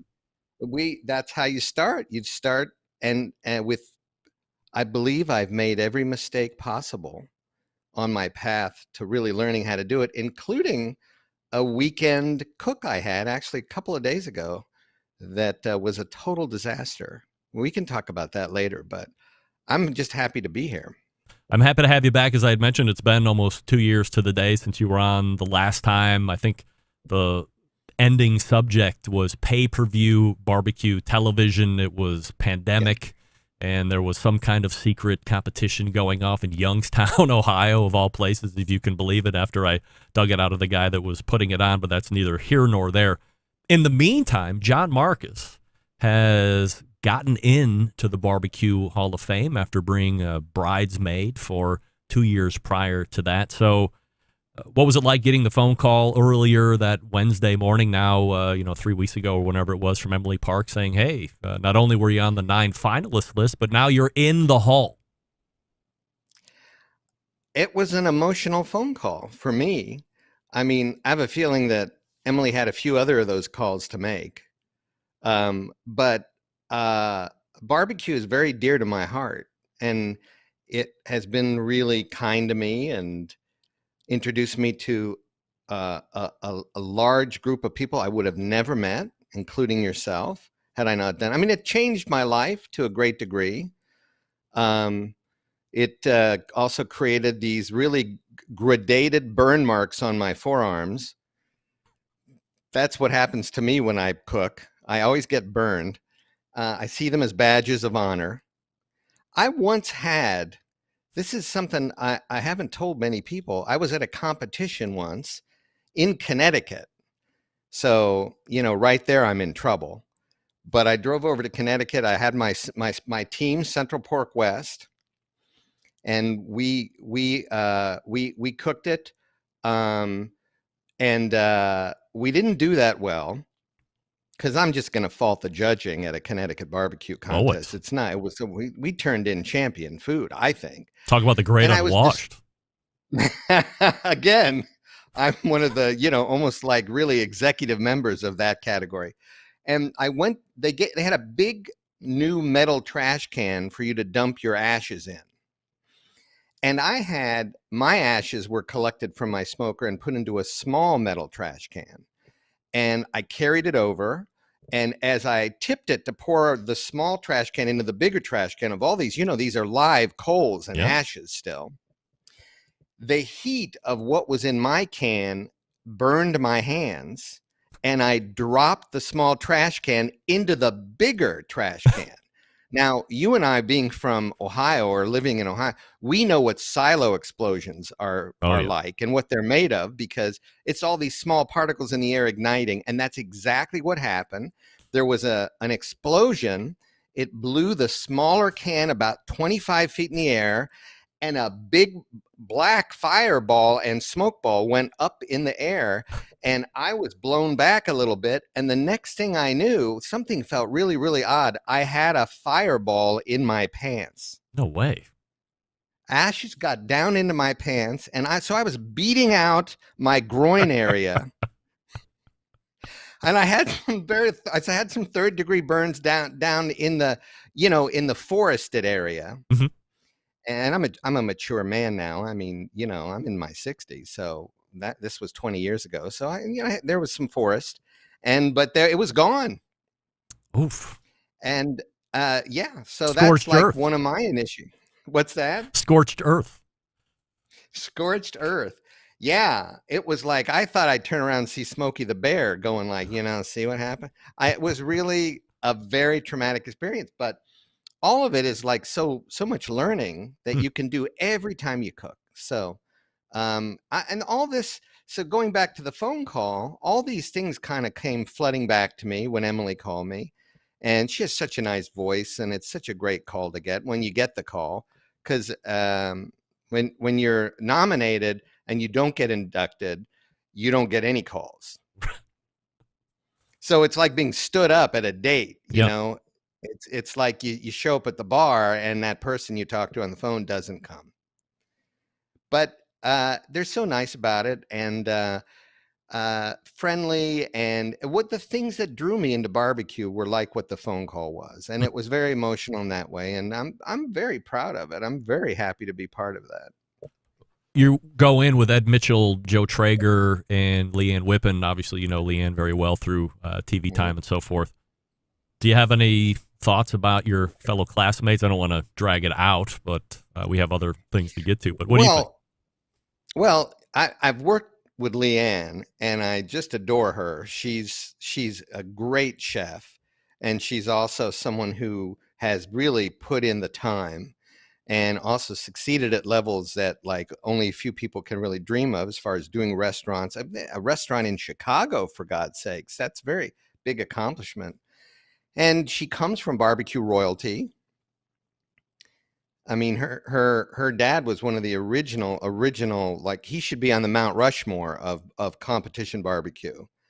Her father, kind man, extremely knowledgeable. He was always very good to me and to the show. And then Ed Mitchell is like truly a legend. Mm-hmm. I've gotten to cook the barbecue block party in New York City with Ed Mitchell a few times when I was with Chris Lilly and Big Bob Gibson. And he always came with those whole hog cookers. He makes these whole hog cookers that you can tow behind your car. Have you ever seen one of those? Oh, sure, yeah. They're pretty fantastic. And they'd all go to work and they'd put the hogs in and they surround it with briquettes and close it up and they go home for a few hours. They knew exactly what they were doing. See, he's the real deal. Traeger is like, that's a legendary name, and that continues to be. I mean, I'm a fan of anything that can get the food done and get it done well, that really tastes of barbecue, and he's got that. So who am I leaving out? That's it. Yourself? Well, I mean, it's it's kind of a dream come true, and I love Kansas City, and I'm looking forward to attending, and I may even have a +1 with me. Oh? Yeah, I won't speak at length about it, but I mean, it's that serious. You can't just go by yourself. No. I mean, if this can impress somebody, they're coming with me. I didn't know if you were looking for a hype man or somebody to really introduce you to get that crowd jumping. But, I know a guy, by the way, who might be interested in doing that. Well, I would listen. I don't think I could do any better than having you do that. I got a text from the great Ray Lampe, Dr. Barbecue, mm-hmm. and he said, "Guess what? I'm the one who's going to be introducing you." Ah. And he said, "I can't wait." And then he had like 4 flames. After that. So the roasting will probably begin before I even get anywhere near the podium. Is my guess. After the announcement is made, do you see any increase in social media followings, or aside from me asking you to come on the show, or have you gotten requests to do any associated media? I have not. I'm a little shy on social media. I mean, I'm out there, and certainly I tweet, and I mean, I put pictures of raw meat on my Twitter account. I'm all in, but no, there hasn't been. I'm sort of a behind the scenes kind of person, so I don't know. Maybe as we get closer, it would be nice to get a bump from it, and that may happen. But I'm just going to be happy to be there, and certainly I'll be posting my videos of having been there. So John's happy to be in the BBQ Hall of Fame. He's got 3 other great inductees that he's happy to be alongside, and we're anxious to see how that whole induction ceremony goes down at the American Royal. So we'll be looking forward to that here in a handful of months. I thought in the balance of the time we would do a little origin story of John Markus. Sure. We're constantly getting new listeners and new watchers of the show, new into barbecue. Maybe they missed what I call the golden era of barbecue, with Pitmasters being on television and all that fun stuff. But let's start all the way back in the beginning. As I had mentioned in the open, John, you are originally from a smaller town west and south of Columbus known as London, Ohio. What do you recall about that time prior to getting into the high school years? What kind of a kid were you, and what was family life like? Wow, I am somebody who.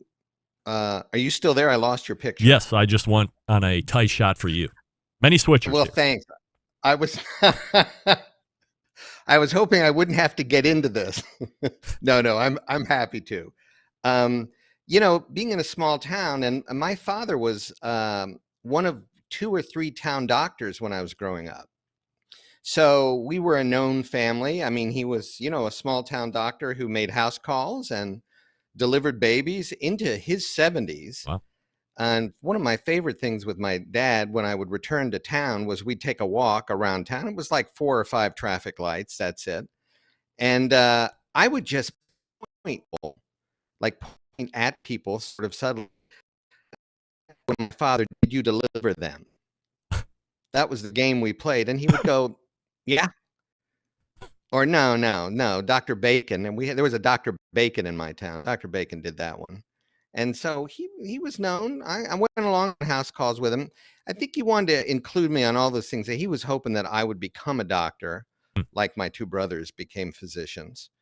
My twin is a surgeon. My older brother was trained as an internist and did general practice.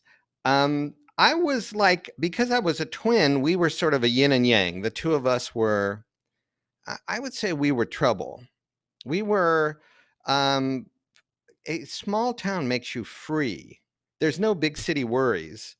We were out on our bicycles until in the summertime until 10, 11 at night. We used to shoot off bottle rockets. We had a good friend who was down the block from us. We felt very safe, and we felt we were creative kids. We had a Dixieland band when I was in high school, and we entertained, and we took an ad out. I mean, we loved entertaining. I would get phone calls at the house on the doctor's line, and a guy would have called up and said well, this is one of the band members, right? And I said, yeah, my twin and I were in the band.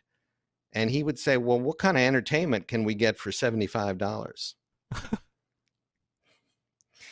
And that was a lot of money for us. And we would go drive out into the country to some barn dance and play. And I learned how to do square dance calls.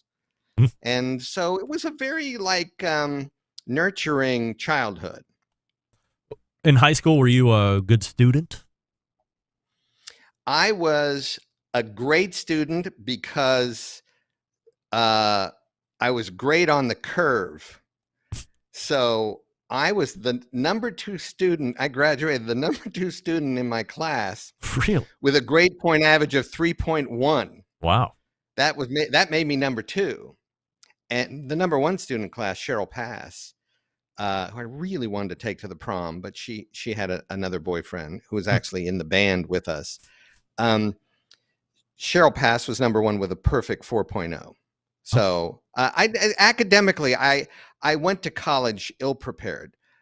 Rural high school, we had teachers who hadn't gone to college.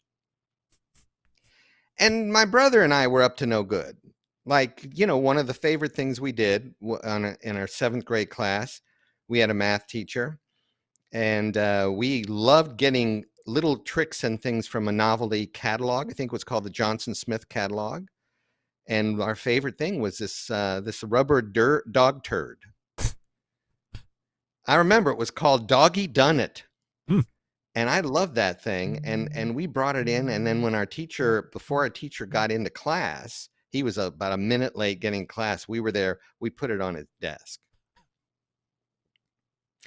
And when he came, there was about a 2-minute laugh from the class when he looked down and saw the dog poop on the desktop.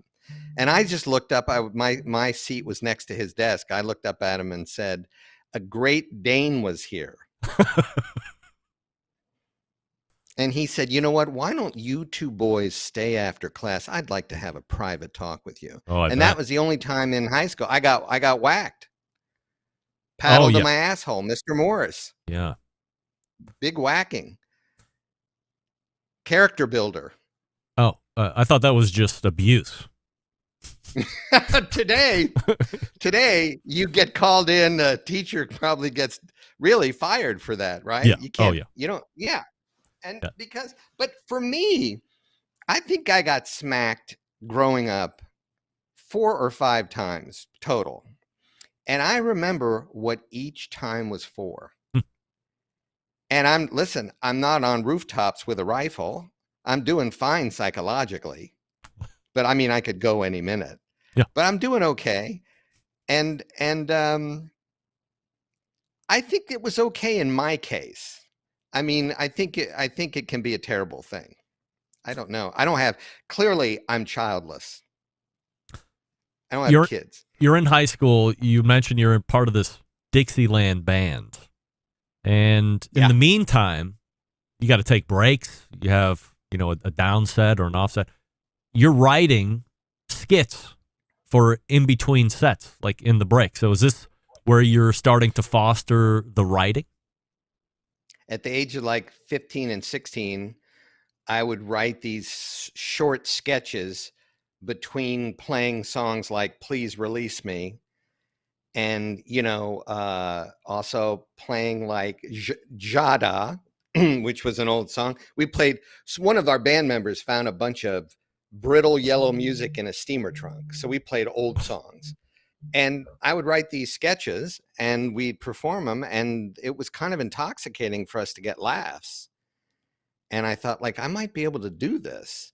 And then I began to send jokes off to Bob Hope at the age of 17.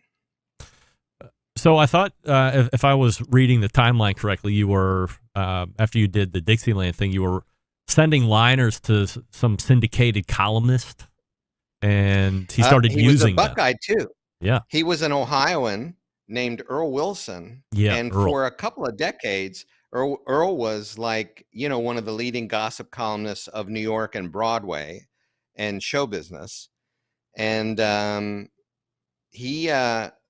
had read at the age of 16, I'd read that Woody Allen started by writing for Earl Wilson and getting, a byline in there. And I thought maybe I can do that too. And I sent Earl Wilson a bunch of jokes about how small my town was in Ohio. Now, these are jokes written by a 16-year-old. Yeah. And he would publish them and give me a byline. And that my father was a little upset by how encouraging that was to me. He saw me slipping away when it was John Markus says in a nationally syndicated newspaper column. So then I began, but it started to make some people in the town a little mad at me. As you're starting to get ready to go to college, and we'll talk about that here in a second. Overall, do you have a good supportive relationship from your parents, or as you said, you're getting this encouragement from a nationally syndicated columnist. Is he trying to quell that encouragement at all? Well, as we talked about before, I've had a lot of therapy. So I can look back on my childhood and see what was positive about it mixed in with all the negatives. So I'll tell you a couple of positive things. One is my mom was an artist, so she liked the idea that one of her sons was not going to be a doctor. She really liked that. She wasn't too fond of doctors. And you lump my dad in with that. But my father, who really thought the only true profession in the world was being a physician. He used to say that. He'd read the medical magazines on the front porch. We lived on a cobblestone street with elm trees. And he'd be reading the magazines. He'd put them down. He'd look at me and say, it's the only true profession. So he wasn't happy. And one of his favorite phrases to say to me was when he found out I had this dream of being a writer and he saw my name in the paper. He actually said, Johnny, the thing is, you're going to cost me money the rest of your life. So I wouldn't call that encouragement from a parent. All he was doing was kind of really reinforcing what a loser I was going to become. And in a way, that was a good thing for me because it kind of started a fire in my belly. I think it was a good thing ultimately. But again, I've had a ton of therapy. John, I want to hold you here. We'll talk about college and then graduating there, getting jobs, and then ultimately we'll crescendo into barbecue television. So hang on just for one moment, and we will be back here and pick up our conversation with John Markus, getting a little origin story. Guy the Cooking Sam writing, "This is awesome. Love learning about barbecue royalty. Don't we all?" Absolutely. Green Mountain Grills is making some of the leading pellet cookers out there on the market today. You have a choice line, which is free of a lot of the technical stuff. If you don't want to spend the money on all that, you don't need it. You're more of a eye guy and Thermapen type guy or gal, then choice line should be right where you want to be looking at. Save some money, still get a great cooker, cooks a lot of stuff. Now, if you like the Wi-Fi, the app connectivity, be able to control it from your Shaw's Lounge at the family room, Prime Line is the one you're going to look at. A little bit more of a robust build on the chassis, so you have that. You have peak and ledge in size. And then you have peak and windows on the main cooking chamber and the pellet hopper, 2 internal meat probes. You have a light on the inside of the cooking chamber. A lot of that stuff that a lot of folks are really into right now when they're looking at purchasing a pellet cooker. Green Mountain Grills has. And what's setting them apart? Green Mountain Grills only sold through dealers. So find a dealer near you at greenmountaingrills.com and visit that dealer. Get educated by the one that best fits your needs. And then you're off and running. You'll have success right out of the box because you have the education and the know-how behind you. If you want something to take on tailgates or camping trips, Trek is the one you want to take a look at there. In fact, while you're at the dealer, look at all of them and then buy the one that's best for you. No matter what, get the pizza oven insert so you can have high-heat pizza during the week or on the weekends. Kids love it. And they cook in 2-3 minutes tops. Love the Neapolitan pies there, and they got it all. Also, greenmountaingrills.com having a host of other accessories to complete the Green Mountain Grill cooking experience, so you have it all right there. greenmountaingrills.com, greenmountaingrills.com. We are back with more John Markus right after this. Stick around. We'll be right back.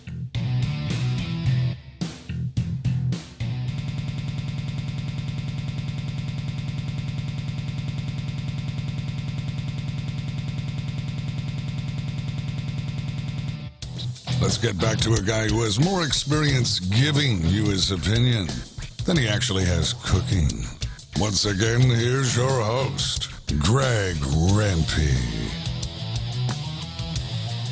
Welcome back. This portion of the show being brought to you by Smithfield. Head on over to smithfield.com right now and check out all the tricks and recipes from well-known live-fire cooks like Darren Worth, Jess Pryles, and Giles Cridlin. Mouth-watering flavor, no artificial ingredients. Smithfield Fresh Pork is quite simply some of the finest pork money can buy and the trusted choice of top cooks for use at competitions. And at home, we're rejoined by John Markus as we are getting to know him a little bit better. So we're done with high school and off we go to college, but not just any school. We don't go to the Ohio State University. We also don't go to my alma mater, the oldest college in Ohio, Ohio University, founded in 1804. We go west. We go to Stanford. Why Stanford? Well, first of all, I got in, but I wanted to go there because I believed it was an hour and a half outside of Los Angeles.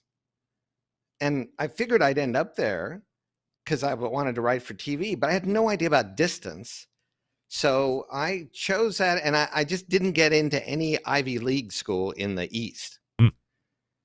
In fact, my guidance counselor, Miss Del Tedesco, in a high school, she gave everyone guidance, and we all had guidance counselors, right, in our high schools. Miss Del Tedesco basically counseled every male in the high school to become a welder. Good trade. What a great trade, and Especially maybe now. I would have started making smokers at some point. But she took me out of weightlifting class. I was taking weightlifting because I just wanted some respect from the football coach because I was in marching band. And, clarinet player in marching band, you're not getting a lot of respect from the alpha males of the high school. Undoubtedly, right. However, I did on the band bus get to hold hands with Donna Gaffney. Not the still Donna to this Gaffney. day- Oh, yes. The Donna Gaffney. Look at you. Well done. I know. Well, I was fortunate and I worked it. Also, Donna Gaffney was part of the high school kids that lived out at Choctaw Lake. Oh. And they were they were always more exciting than the kids who lived in town. Yes. So it was very promising, although nothing happened, except I got to hold her hand. What were we talking about? Why you went to I'm Stanford? sorry, You were Mrs. Tedesco was counseling you poorly and took you out of weightlifting. That's class. right. And Miss Del Tedesco said to me, you didn't get into Yale because they found you. I had an interview there in New Haven. They found you too forward in the interview. What does that mean? Well, here's what happened. I was talking. I went there. My mom took me to New Haven. I think we went up on the train from New York City, come to New York City, and met Earl Wilson here. And I met him at a bar. I was 16 years old. Met him at a bar called Gallagher's, a steakhouse. And all the steaks it's still there. The steaks are hanging in the window. Gallagher's, you can still go. And Earl Wilson met me there. I had a Diet Coke. No, I had a regular Coke. I was drinking regular Coke back then. And Earl Wilson wanted, to know what did I want to do in the business, and he liked my jokes, and he gave me some people to write to and send my stuff to. But the next day he wrote a column about me. It's out there somewhere. So then I was really encouraged. Boy, my dad was really pissed off at that point. Yeah. But my mom and I took the train up to New Haven. I had this interview with the person who was conducting interviews for admissions to this school. And after I spoke about myself for about 30 minutes, I was a little precocious, I think. He asked me, what do you ultimately want to do? And I told him I want to write for television. And then when I got done answering that question, I said to this young man conducting the interview, and what is it that you would like to do? And he's kind of lit up, and he said, well, I want to be like a recording engineer. I want to be the person that records records in New York City. Huh. And then I said to him, I know somebody you can talk to. Wow. And that line, I think, kept me from getting into Yale. Did you ever have any fancy for going to Harvard and being in the Lampoon? I probably would have gravitated toward the Lampoon if I'd gone there. would never have gotten in, but I would not have been accepted by those Harvard guys because I wasn't, I was fortunate enough in my career to work with Al Franken, who one of the original writers of Saturday Night Live, did 15 years there, and has gone on to write best-selling books and is, a brilliant satirist, and he tours the country now doing a 90-minute show, like a stand-up show. Al was at Harvard. He never got into the Lampoon. Oh, wow. So I think it's a kind of, we aren't the type that they liked admitting to the Lampoon in those years. Mhm. I'm not a pedigreed guy. I mean, I know I'm throwing out all these university names and stuff. Again, colleges I did not get into, but my background is really more like Mayberry than it was like anything else. I mean, in fact, one of my favorite writers that I've ever met, actually, one of my favorite comedy writers, was a guy named Steve O'Donnell. He's still a great writer, and he was the creator of the top 10 list on the Letterman show. Wow. And I believe he's from Cleveland. And he spent the first years of his career working at Hallmark Cards. He wrote those cards. Wow. So he was, he was a Buckeye, and it's, I don't know, when we're from these kind of small towns and stuff and parts of the country that are in the middle of the country, we think about things in a different way. We see the world a little differently. You major in English.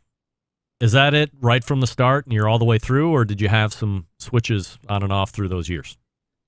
Well, my mom and dad, who were both quite nervous for my future, demanded in a fairly kind way, but they demanded that I go to law school before I start any of this nonsense with writing comedy for television. And I said I would, and I was completely lying. And because I never wanted to, I would never have made it. I would have been eaten alive in law school. So I majored in English literature, though, because I was worried there was a danger I would have to go to law school. So I didn't major in writing. I had a newspaper column and a radio show at Stanford. I used to interview visiting dignitaries and celebrities for my show, but every person that came into that studio was made up and not that person. Mm-hmm. So I just lied about, guess who we have here? And someone would come in doing a really bad accent or something, and I would pawn it off as a celebrity. Are there any other pinnacle moments in college that you feel really continue to form who you ultimately become? I'll say this was kind of yes, I got dumped by my freshman girlfriend. That was like not necessarily a pinnacle, but a real like important event in my life to be dumped by her. I know I was starting to cook in college because my second year at Stanford, there was a big housing shortage, and Stanford opened up a trailer park on the grounds of the university. And I lived with 3 other guys in a double wide at Stanford University. Wow. So what part of the deal to all room together was to cook for each other. And always once a week, all 4 of us would get terribly ill. Nobody knew how to cook. College guys.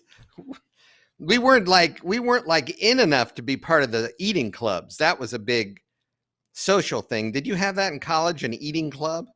We had no eating club, but one of my best buddies in college, we agreed between us that the best way to get girls or attempt would be learning how to cook.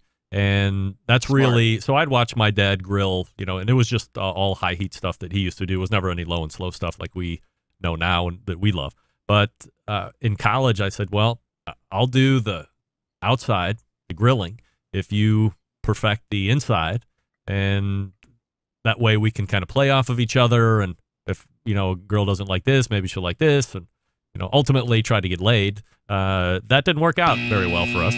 But look at the skills we started to hone and craft. Well, what you ended up with is something more lasting. Yes, evidently. Low and slow, it's more lasting. And also, listen, how many friends do we have that just got into a lot of damn trouble? they got into a lot of trouble. Yep. With that part of their lives, and plenty. yeah, and those early relationships are hard to hold on to when you have them. We're not mature enough, but some people are lucky. I mean, I'm very admiring of couples that have been together a long time and met in college or met after that, but that's a rarity, I think. I had mentioned. So you learned to cook. What's that? No, go ahead. I was saying, so you college was really kind of a very instrumental element to your cooking trajectory. Yeah, that you were. I didn't know it at the time, other than what the means to the end, the hopeful means to the end was, but it became so regular that there were plenty of times where we just decided we were going to cook because we didn't want to go to the dining hall or we wanted to try a recipe out. And then once I got out of college, I had a little Smoky Joe that we would grill on, my then wife at that point. And then, then she brought me a grill when we got our first house. And that's where the whole entrance into barbecue, grilling, the forum, eventually the podcast, now the live show and all that. So, right. I mean, I guess in the end, it was born out of some cooking in college. So that's like, that's life. That's a good life story. That's really, I actually, when I mentioned that freshman girl who dumped me, little piece of trivia, we stayed in touch, after my wounds healed. Yeah. It only took about 13 or 14 years to feel better. She became a rheumatologist who practices in the South, right? Yeah. I put her husband, who's also a doctor, I put her and Cajun, I put her husband on the All-Star Barbecue Showdown. Really? Yep, he's on one of the episodes. And I don't even know where people go to see that show anymore. The very first year that starred Chris Lilly and Peggy Bunker as hosts, that gave birth to the entire run of barbecue on television. He was in the competition in Hammond, Louisiana. Wow. Earlier, I'd mentioned, you doing the Dixieland writing, sending those liners into that syndicated columnist. It was pretty ballsy. And in the continued show of balls, I think it was going into your senior year in college, you pitched Bob Hope in person at the Ohio State Fair. And while he isn't like just going to start taking your jokes right there because he's probably ready to go, he does take time to write an address and say, hey, send him this way. And you do. And lo and behold, you start writing for Bob Hope. That's huge. Well, it was a surprising turn of events for me. Some local television producer at Channel 10, when I said Bob Hope's going to be at the fair and I'd like to give him some jokes, he said, I can get you backstage as he's waiting to go on. I can get you to the trailer where he's staying. Trailers are a big theme in my life. Yeah. And the reason Bob couldn't really, give me any attention or read my stuff there, when I got back to the trailer, he was in there with Miss Ohio. Oh. Not now. She kid. was wearing the banner and the crown and everything. I don't think there was any monkey business going on, except he was back there with Miss Ohio. Yeah, of course. And there is a picture of me I could dig up. There's a picture of me standing next to him at, I think I was actually 19 at that point. And he took the envelope of jokes saying, kid, I can't read them here. I'm busy and I'm about to go on. And then he wrote his address in Toluca Lake on that envelope. He said, stick it in the mail. So I went back home. I didn't think anything really could happen from that, but I would go back to my job during the summer as a pharmacist assistant at the local hospital where my father practiced. And, my father was the chief of staff on the hospital too. And he got me a job because he was trying desperately. I think what had happened with my dad, as this writing thing was starting to really threaten, he was willing to accept me becoming a pharmacist. That's what he told me. He says, the medicine thing, if that's the best you can do, I will accept that. Yeah. Is basically his message to me. So there I was, like, running errands for the chief pharmacist of this very small hospital, who is a lovely guy. And I would end up going to Springfield to pick up, bags of what I thought were drugs for the hospital. But it turned out I was actually picking up porn. Yeah. And so this is what my dad thought was like the right path for me. Yeah, you're a porn runner. Yeah, Deep Throat was on 8mm at that point. It was like, I remember bringing it home and saying to my buddies, get the projector out. Yes, the projector. Wow. Holy moly. Reel to reel. The projector, for God's sakes. So I would go to work every day, and I would joke to my mom as I left for work at the hospital, where I wore the white coat and all that stuff. I would joke to my mom, if Hope calls, tell him I'll get back to him. And one day I came home and Mom said, Johnny Bob Hope called today. Here's his number. And I called the guy up. He said, like the jokes. Tell you what, I'm going to be in San Francisco on Monday. Here are the subjects I think I need. And have it to me. I'm going to be in New York first. And then I'll take him there. And you can send him to the Waldorf Hotel. That's where I'll be. Now, think about this. Like today, celebrities aren't going to do this at all. Yeah, right. Like some young guy, you're going to tell me you're at the Waldorf and mail the jokes there and on. But that's what he did. And so I thought, this is an opportunity. I got to really make the most of this. I stayed up for 48 hours writing jokes on the subjects that Bob Hope had told me, like just back in the day of like Jackie Onassis. Yeah. So I'm writing Jackie Onassis jokes and jokes about the president then. So this would have been 73. Wait a minute. No. Yeah, 77. Whoever was president in 77. And I think it was Jimmy Carter. Yeah, Jimmy Carter, right? Yeah. So, Bob Hope had a lot to say about Jimmy Carter. He once said, I did not write this joke. He once said, yes, Jimmy Carter says he experienced a lot of lust in his heart. Well, I guess that saves the price of a hotel room, doesn't it, folks? So I finished the jokes and I get on an airplane to New York City, to LaGuardia, which I'd never done by myself. I fly to LaGuardia, get in a cab. I don't know where I had the cash for this. I guess maybe the pharmacist gave me some cash to wish me luck, because I'd used some to pick up the porn. And I went to the Waldorf Hotel. I got there at 1 PM and waited till 7 at night. Wow. And at around 7 at night, Bob Hope walks in the lobby with his wife, Dolores. And I walk up to him and said, Mr. Hope, I have your jokes.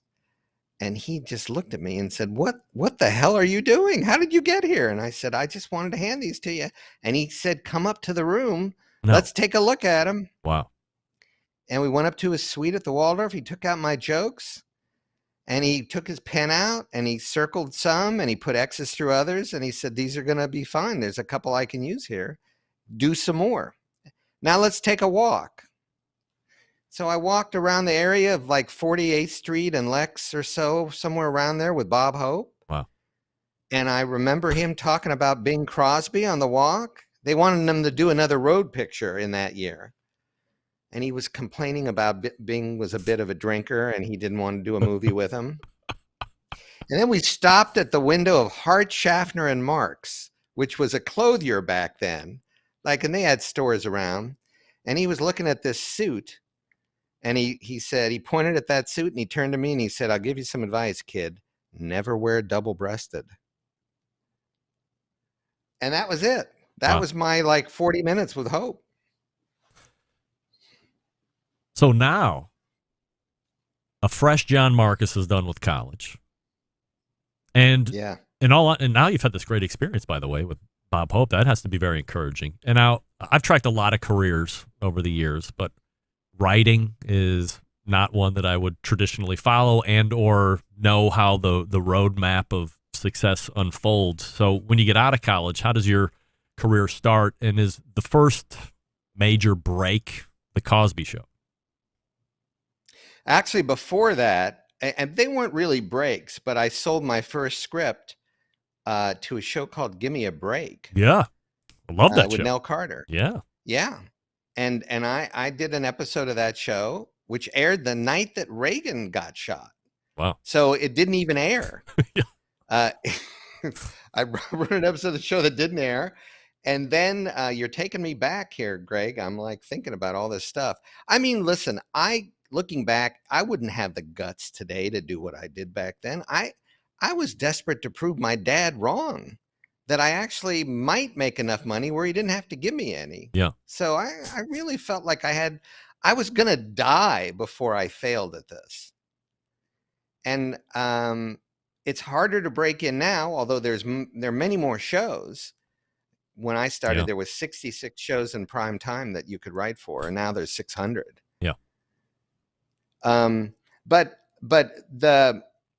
I was busy, like, also writing a speculative script. Back then we called them spec scripts, where you show someone what you can do. And I was always picking the show Taxi, and I wrote 3 episodes of Taxi. Wow. And finally, I had done a Facts of Life, but finally the Taxi thing kicked in, and that changed everything.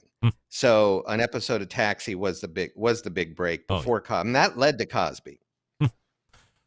So getting on to Cosby pretty much solidifies you as a writer, and you go from writer to head writer. Eventually, I think you end up EP on that as well. Yeah, they call it showrunner today. I mean, Showrunner, I was a story editor, and I was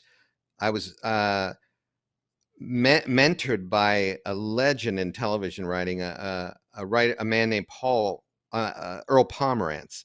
And Earl Pomerantz was from out of Toronto, out of the comedy scene in Toronto.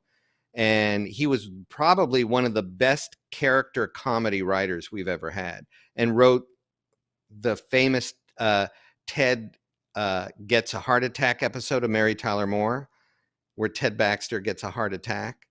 And he wrote legendary episodes of Cheers and Taxi as well.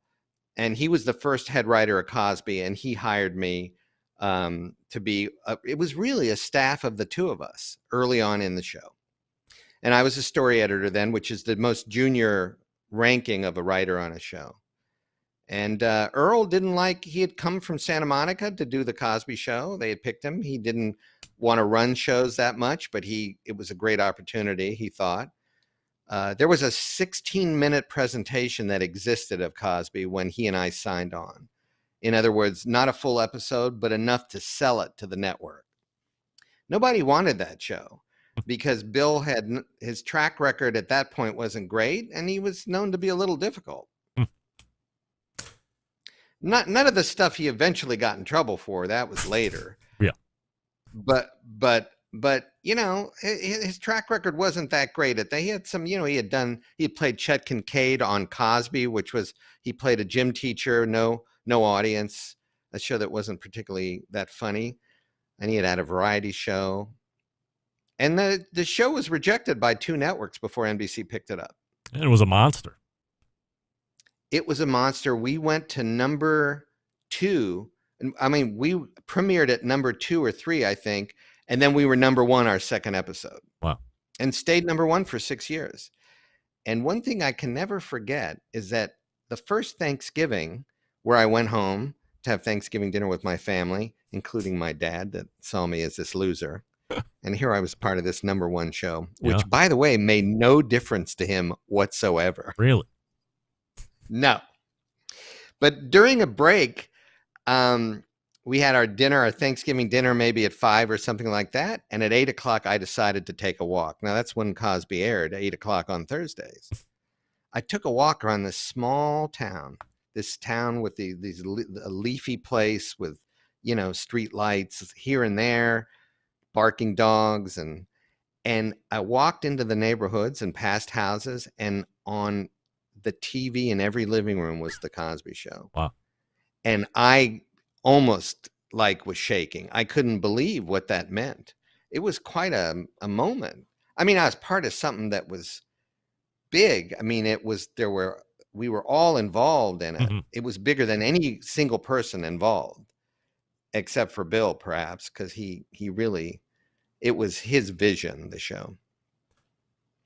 So you do the Cosby Show. There's spin-offs, Different World. I don't know if people remember Different World, but you were associated with that. Larry Sanders, of course, writing there. It was a huge show. I mean, that probably re-put HBO on the map from, back when I was watching it just as a movie thing back when I was growing up. And then all of a sudden, here comes the Larry Sanders Show, and Hey Now, and all the other stuff that's associated with. Are you responsible for Hey Now, John Markus?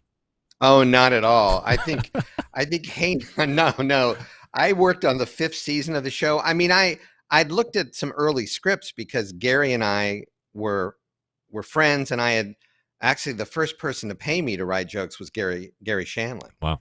When I moved to LA, the first person to say, like, no, you can do this. And he had just started stand up. So we knew each other, and we'd spent time together and reading each other's work. But he created the show with a writer named Dennis Klein, and they parted ways soon after that. But I was looking at early scripts. He was asking for my notes and feedback. I think Hey Now was just something, I could be corrected by this, actually. I think it was just a line in the script, really. And then it became, his signature line because of that actor was so astonishingly good in that role. They were all good in that role. Oh, yeah. Everybody was good in that show. That's always that's like the kind of the marking of a transcendent film or TV show is when everyone is like better than they'll ever be. And they all go on to do good work, but that's it. Something about a project that takes wings. It's got wings that sprout and it flies. That show was really remarkable. I've been watching it, actually, and I recommend it to anybody who's listening.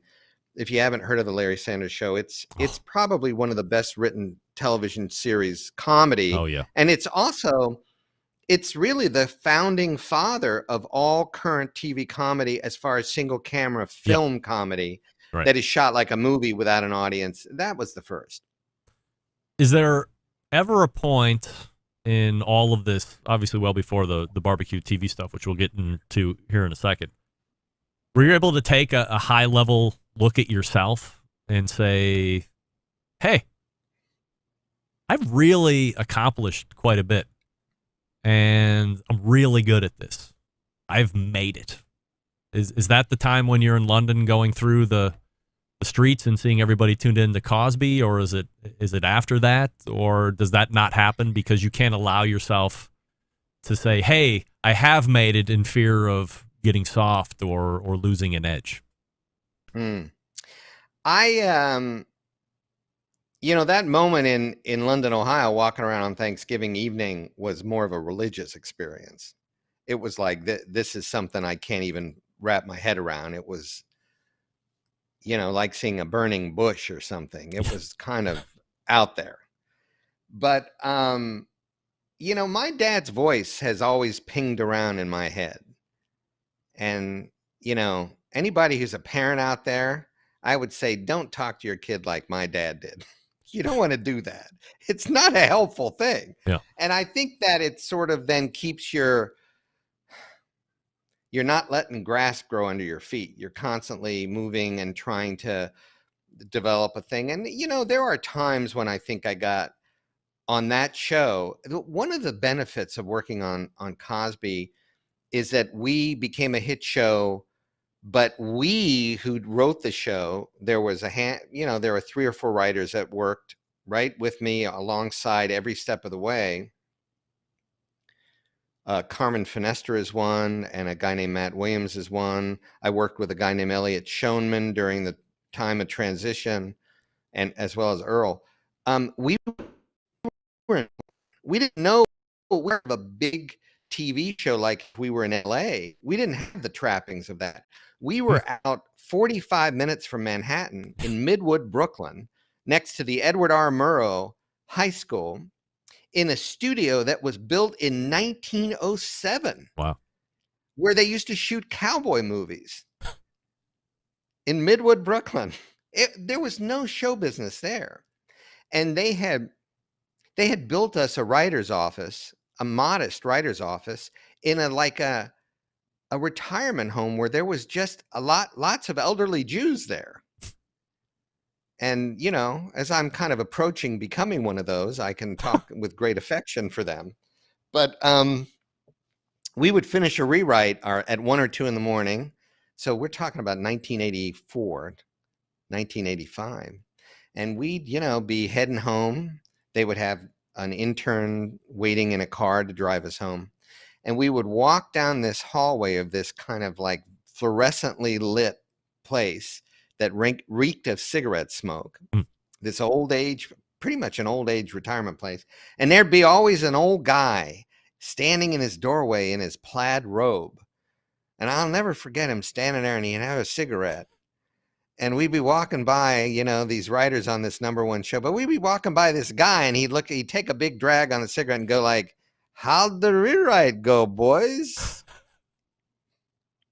So there was no moment of, oh my God, this is huge. Yeah. That was like, we couldn't get big heads. Because then we were working with Bill, who was kind of like the beacon. He was the lighthouse of what the show was. So I don't think I've ever had one of those moments. I've been fortunate enough to win some awards, but the business is not, at the end of the day, it's not a Boy Scout jamboree. It's always a little hard. I've never done this before in the history of the show. Okay. But can we take a pee break? I'm all for it. Yeah? What am I going to do? Turn you down? It's your show. No, I'm just going to go to a different logo and play some music, and then we'll be back to finish it up. So I'll take one too, because, you know, Yeah. I'm like, you know, I'm that prostate's getting up there with me. All right. Let's do it. On the count of 3. Man. 1, 2, 3. Here we go. Here we go.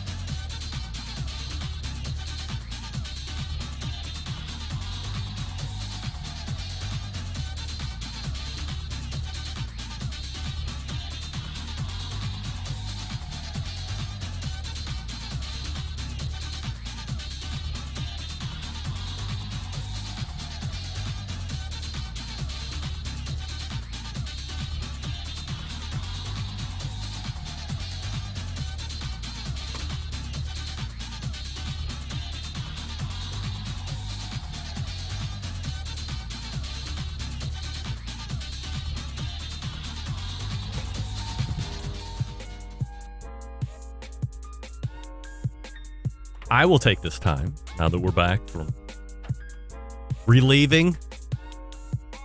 Podcasters, you may or may not understand what just happened, because I might go in and edit that out, but I might not. Let me quickly do a last piece of business here. What do we love about ceramic cookers? We love that they're fuel efficient. We love that they can achieve low and slow temperatures for traditional barbecue meats. We love that they can get rip-roaring hot to do high-temperature grilling of steaks and other thin cuts. But what's missing in the everyday ceramic cooker lineup? The ability to do true two-zone cooking. That's where the game-changing oval design of Primo Grill comes in. The shape gives you the ability to execute a two-zone setup that you desire. Also, the Gives you the other ceramic grill benefits as well. Like Green Mountain Grills, only sold through dealers. So find them at primogrill.com, find a dealer near you, and then pick the size that's best for you. The bottom line is they have the best ceramics in the biz. They have patented technology. They have true two-zone cooking capabilities in multiple sizes.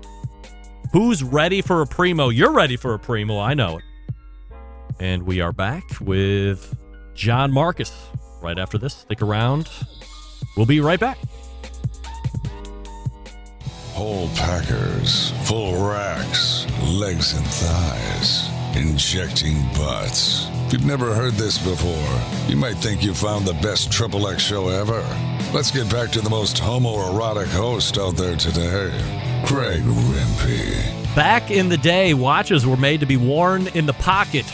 But after World War II, the wristwatch came into vogue. Pocket watches quickly became an afterthought, finding their way into sock drawers and scrap heaps. A tragedy. Enter Vortic Watch Company, helping bridge the gap between America's storied watch manufacturing past and bringing it to the present day where wristwatches are finding incredible popularity. Here's the coolest part. Each watch that Vortic makes is unique and one of a kind.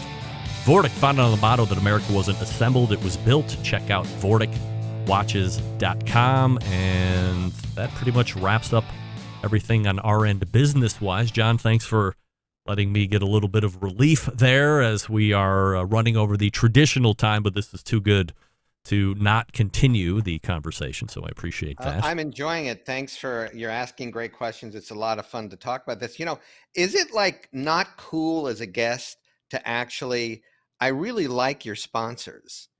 Like, well, that's the whole point. I do. I actually, there's a Primo grill that sits in the grocery store I like to go to in Great Barrington, Massachusetts. It's called Guido's. And in Guido's, there's Mazzio's Meat Market, and he sells Primo grills. And one of my favorite ways to cook a whole chicken is to put it on a rotisserie over the coals in the bottom of a ceramic grill. And I wonder if Primo gives you the option for that. I know they have a rotisserie, and they also came out with a rotisserie basket, which the owner of Primo Grills has been really instrumental in getting to market, but loves doing chicken wings and other things you would put in a rotisserie basket. Toss those in the to cook a bunch of vegetables in that basket. Yeah, right. That is the greatest tasting chicken is over those coals on a ceramic grill. So I really like that very much, and now I'm lusting after a Primo ceramic grill. Let's see what we can do about that. Number one. Number two. Somebody asked me. I quoted a senator from South Carolina. Someone said to me, "How many grills and pits do you own?" And I said to them, "I got more than I need, but not more than I want." That's right. There's never enough. That's how I feel. And I use all of them. I use all those grills. Everything does something differently. And I'm a big fan of ceramic grills. And I'm also, you know, I own a couple of Jedmasters, and that to me is like a pretty fantastic, which they don't make anymore. No one's making them. That's a heritage piece. I drove to North Carolina to pick one up on an orange It's on an orange trailer, and they were both made by Dennis Unruh, who invented the Jedmaster, patented the Ring of Fire. And someone tipped me off. Chris Lilly tipped me off where I could find one. The great Chris Lilly. And so I was going to buy it, and the guy who owned the Jedmaster was so emotionally attached to it that he said when he got the check in the mail from me, he cried like a baby. Oh. And he said, "I'm not selling it." So he turned me down twice. Wow. And, you know, it's important to be nice to people even when they disappoint you, because you don't know what's going to ever happen. Be kind. I'm saying that out loud because I need to hear it. Yeah. And he finally said, "I'm letting her go." And I drove down there, and I saw it was on an orange trailer. And he explained that the one person who owned it between Dennis and himself was a guy who made a living painting Popeye's chicken franchises. So he had a lot of orange paint. Got it. Makes so sense. I have a Jed Master on an orange trailer.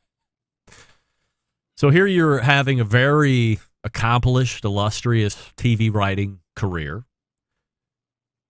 When does this whole barbecue... Oh, hold on one second. I'm sorry. I don't even know how the hell that even happened.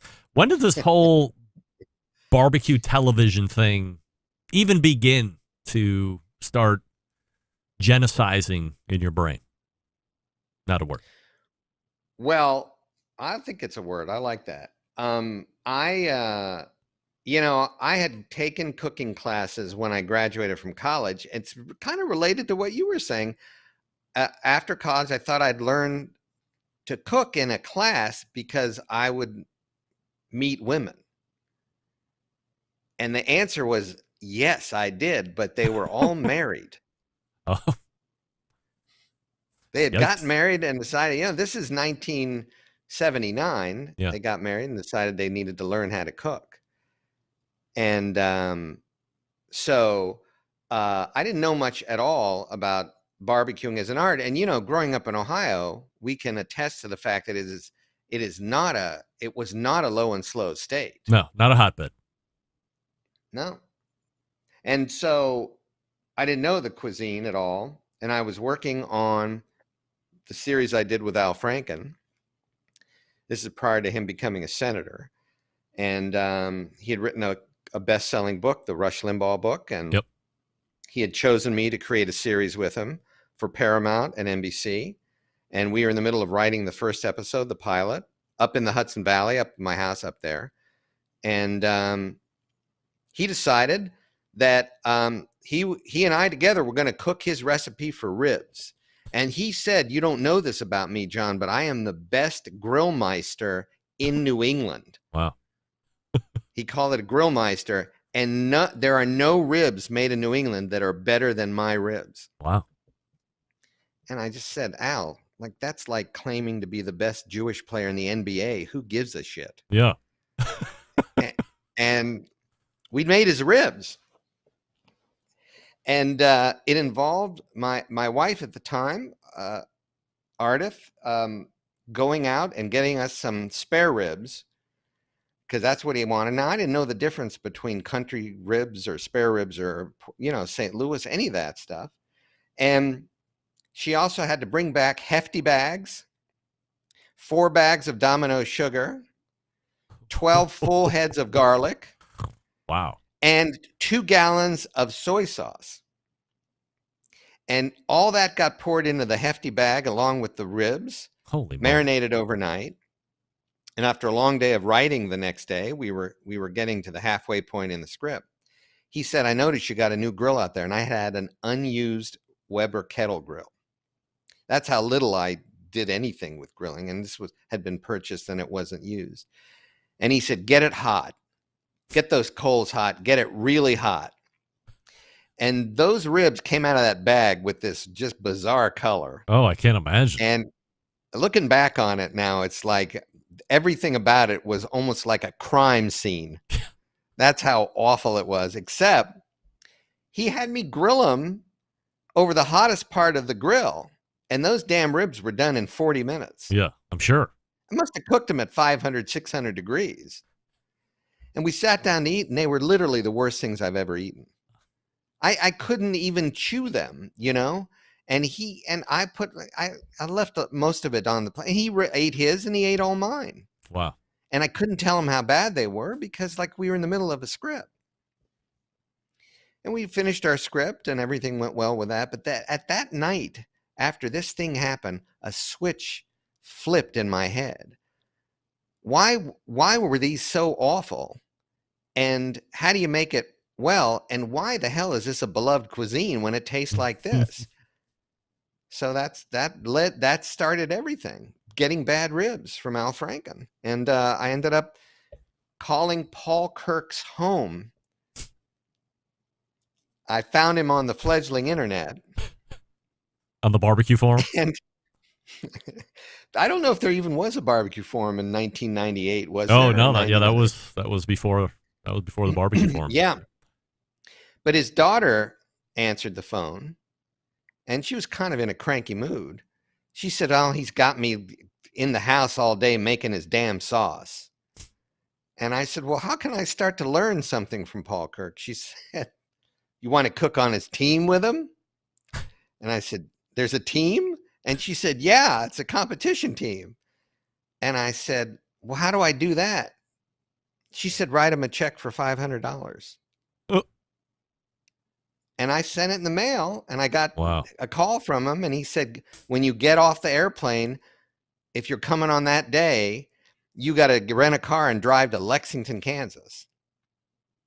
And there he was, the Baron of Barbecue, set up at his cooking at the oldest barbecue contest in America. And I got to, it was Paul, Kirk, and me cooking the 4 categories. Wow. Trial by fire. And trial by fire. And that's what it is with Paul. But I'll tell you this, that is one of the most knowledgeable, talented chefs that I think you can ever have the chance to cook around. And there's talk about a Mount Rushmore. That's Paul. He truly did, was there at the beginning, along with the KCBS members, Carolyn Wells and her husband, Gary, and Artie Davis, and a few others. I forget who. I hate to leave out any names, but they were so kind to me. So it was a total immersion, not just in cooking that food, but in competition cooking. 10 years ago, everyone knows BBQ Pitmasters. But before Pitmasters and the 10 or 11 season run that it went on, there were a few other iterations in varying names of high-numbered cable channels. You had mentioned the All-Star Barbecue Showdown, and I think there was another one on HLN or OLN or something like that. It was the original show was on the Outdoor Life Network, OLN. Oh, well. It was the network that had the maple leaf in the circle up in the corner, right? That was the logo. And the network was known, and God love them, I owe them a lot because they took a chance on the show. It was known as the Hook and Bullet Network. Well, makes sense considering what the majority of that programming was. You were either fishing or killing. Yeah. Yeah. And all of a sudden, I called my agent. This is before I met Chris Lilly at the barbecue block party. I think the first year of the barbecue block party here in Manhattan. And here's how fortuitous this. Someone had loaded up his Jedmaster with lump, not briquettes. And it all went out too. Yep. And so they woke him up at 3 a.m. and I was up all night because I was cooking for Paul Kirk at the barbecue block party on a rotisserie smoker. And I met Chris, and I knew who he was. I met him right there on 27th Street in Manhattan. And I had just been talking to Al Franken about doing a barbecue radio segment on Air America on his show. Mm-hmm. And he had agreed to have me go out in search of the best barbecue, and also people that hated Al Franken. That was my theme. And Chris very kindly, after talking to Don McLemore, they invited me to Big Bob Gibson in Decatur to do the radio show. Wow. That changed a lot for me because Chris is the one who pitched me for the Outdoor Life Network, the show we ended up doing. We didn't know it was going there. He pitched me the concept, Iron Chef for barbecue. And you bought into it. You saw the vision, at least, and figured you could at least make an attempt to sell? Yes. And what really struck me first was the fact that I'd been doing this cooking. I didn't come at it as a TV person. I came at it because I was a practitioner. I really got to learn it through Paul. And I had a Pits and Spits smoker. Yep. And I was learning to cook on that. I had a WSM, and I was making ribs on that. And I loved the cooking. And so I heard Chris pitch it, and I thought, I think I can get on board that, and called my agent up. guy named Peter Benedek, who runs UTA now. He was one of the founders of UTA. And I said, Peter, I think I have my next project. Because Al and I, our show had been canceled. Yeah. Late Line was canceled. And I told Peter Benedek, I got a show I think I want to do next. And he went, okay, we're ready. What is it? I said, it's barbecue. It's competition, low and slow smoking of meat. And there was a long beat of silence. And he said to me, you know, no one's making any money off this, right? And I said, that's right, Peter. I don't care. Yeah. And they got us a pitch meeting with the Outdoor Life Network in Connecticut. Do you remember what year that was? I hope I get it close to right. I think it was 2006. Wow. Is that possible? It's either 2006 or 2008. So here's something more fortuitous or foretelling. There, in that magazine article that I was reading about you. Now, this is back in 2002.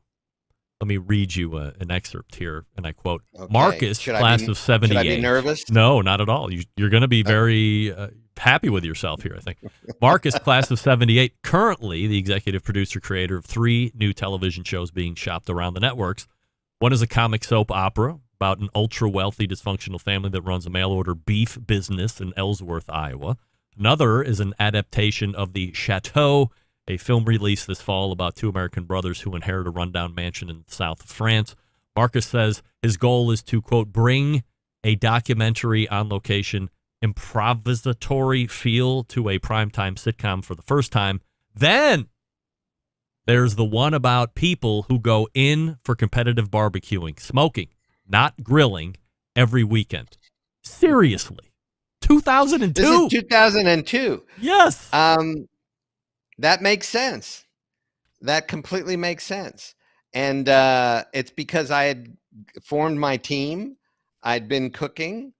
I had some great teammates. I had the great Nicole Davenport, who ended up appearing on the BBQ Pitmasters show.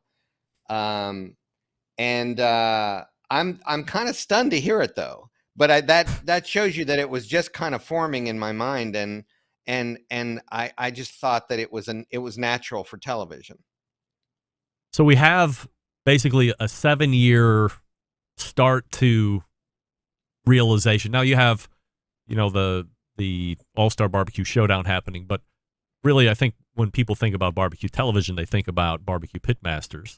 And so you have that phrase or that passage from that article you wrote back in 2002. September 5th, 2009, BBQ Pitmasters airs the first episode on TLC, and then, as we'd mentioned, runs 9, 10, 11 seasons or something like that. Let me tell you how I saw the arc of Pitmasters. It seems to start great. I love that season 1, as they call it. I hate to refer to that as season 1 because I know the previous iterations in the life of barbecue television that you had, but let's say season 1. So this starts great. Second season, the concept changes from reality show to game show, like a chop style thing. Kevin Roberts, a.k.a. Dude Douche, is installed as host for that season, and everyone roundly hates and shits all over him. Then in subsequent seasons, gets a little weird, then gets sour, and then by the end, you're not even associated with the program at all. Accurate? Accurate. I had a credit on the show throughout the whole show. I mean, my credit changed a little bit, but here's something I'm going to tell you that I've never talked about publicly. All right. That, listen, I'm grateful to Destination America. That's when the show began to really transform, is it left TLC. And the heads of that network, who were Discovery executives and oversaw Destination America, decided that the show needed to be amped up. I wrote emails, countless emails, about what I feared for the show. I'm not a research person. I'm just like, know what's authentic to barbecue. And that's where the show came from. The origins, the sort of germination of the show had to do with the truth of what barbecue was and the personalities. Sometimes they got amped up a little bit, but Pitmasters season 1 was purely what happens. And yeah, and it broke my heart. So this is the revelation for you. I think after season 5 or 6, I asked to have lunch with the head of the network of Destination America. And I don't know if this has ever happened at a television meeting in the history of broadcasting. At lunch, I begged him to cancel the show. Really? Put it out of its misery, or change it with the following changes. Now, that takes a lot of guts. Yeah. And, you know, I'm sure the guy wanted to basically grab me by the hair and throw my face into the bowl. He just probably, who's this guy? But, you know, basically, I didn't like what was happening. And I don't know if it brings any satisfaction, Greg, but to this day, I get crap on Twitter for Kevin Roberts and that season of the show and subsequent seasons, because season 1 is, you know, the people that love the culinary art, that love the sport, you can call it a sport. It is. Feel like it was the kind of, you know, the high point of what that could be creatively, and they responded to it and it felt real to them. And you know, this is where television can get away from you. Without the format change after the first season, though, do we think the show gets credited with inspiring those would-be competition barbecuers to give it a shot? There have been many guests on the show that have routinely said within the first 2 things of what's your inspiration of getting into competition barbecue. If it's not the first thing, it's probably the second thing. Well, I watched BBQ Pitmasters, and I said, if those guys can do it, I can do it. Yep. And that makes me proud to think that it inspired people to actually, you know, take up this pursuit. I'm really proud of that, because that's what got me thinking about doing the show. Was I was doing the competition queue. Talk to anybody that was at KCBS at the time. They'll tell you that there was a spike in their membership that was completely lined up with the premiere of the show and the numbers of the show. So it did. Now, let's talk about why that could be a negative. Again, you know, you're talking to the guy that asked for his show to be canceled. Right. What happened, I think, is the cart got put before the horse, which was, there are some people that thought like learning how to do competition barbecue is the best way for me to get on TV. And then it's not about the art of cooking this food, which you and I both know, and everyone who's listening understands that you can spend a lifetime learning how to do this properly. It is so challenging. I mean, you have to know physics, and you have to know raw meat, and you have to know seasoning, and you have to know wood, you know, moisture content of wood. And it's really something. That's why French chefs love barbecue, because it reminds them of their cuisine too. They're layers upon layers of knowledge. So I'm very happy that it like brought this to those people, but I think that some people got into barbecue for the wrong reason. If they thought, well, this will get me on television. And we used to see that in the kind of the evolution of the audition tapes that would come in to get on the show. There were people who clearly were auditioning to be on the show where they could give a rat's A for, can I curse on your show? Yeah, we're totally internet. Who could give a fucking rat's ass about how to make this food right. Instead, it's like, I'm getting on television. Yeah. You know, and listen, the majority really loved the cooking and loved the personalities and wanted to be part of that scene. So that I'm grateful for. But listen, I live on the Upper West Side of Manhattan. Okay. My building is filled with lawyers and doctors and, you know, people who go down to synagogue a few blocks from here, and people that go up to the Presbyterian church up there 20 blocks north of here. And so we have all types of folks here. they all ask me about BBQ Pitmasters. When I'm on the elevator, back in the days before COVID, when we rode the elevators together, they'd want to know about Tuffy. Or they'd want to know, you know, about a Jambo pit. Yeah. It got introduced to north of the Mason-Dixon line for the first time. And I think the show deserves a lot of credit for it, even if people disapproved of what happened to the format. As I did, yeah, it still brought an awareness. And I think part of the reason is on Destination America. That show is really more like a nightlight. It just was on all the time. All the time. So people, when you think about the numbers of people that were surfing the channels that would just kind of stop by. There's one of my heroes as a comedy writer lives 2 blocks from me. He's an Oscar winner and a Tony winner. He's one of my heroes. And he also co-wrote Annie Hall. Accepted the Oscar for the script for Annie Hall. His name is Marshall Brickman. He's one of the most formidable talents. He's a lovely person. He was asking me about how to do brisket based on the TV show. He was born in Brooklyn.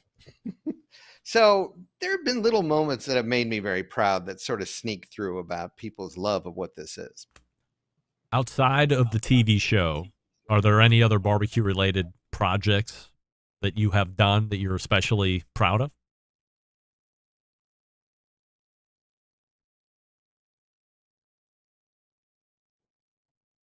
John?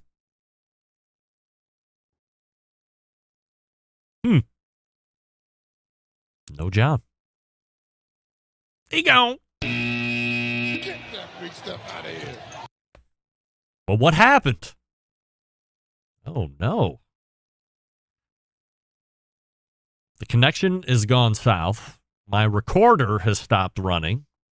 Well, I didn't stop it, but the meter isn't running, so that's troublesome. Are we still on? Anybody?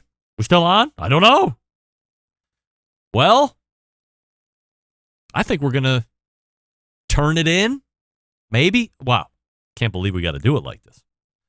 I'm buying a little bit. I'm vamping a little bit, hoping John shows up or is disconnecting and reconnecting, but this could be on my end. I don't know. I'm not sure. As a matter of fact, I hate to do this, but I'm going to dump a little bandwidth here. See if that doesn't help with anything. Not sure. Probably not. So I'm not getting them. The battery died. No! Well, here's the bottom line. We're never going to know the answer to the question that I just asked John, which is a shame. Because he's probably never coming on again. I'm just kidding. We'll ask him the next time he's on. And we've gone really long. This is exactly that I thought would happen, though, which is exactly... Wait. Look, here he is. Oh, my goodness. Greg, my mic is not plugged in because I needed to get juice. I hear that. Is this okay? Is it too different? Or do you want me to take... Because, you know, we definitely need to keep going here. And I think, I mean... Just if you have time to answer that question of, you know, anything else barbecue related that you're specifically proud of, we should get that down, and then I think we're towards the end. Okay, and doing it this way is okay? It's fine. Because now that I'm plugged in and the mic's not in, because when you use the mic on this laptop, you're not getting a charge. I see. You're just taking juice because it's part of the So this would be the only way I could continue right now, and I'm happy to do so. It's just it's your call because it's about the quality of the sound and does it not match and how is it?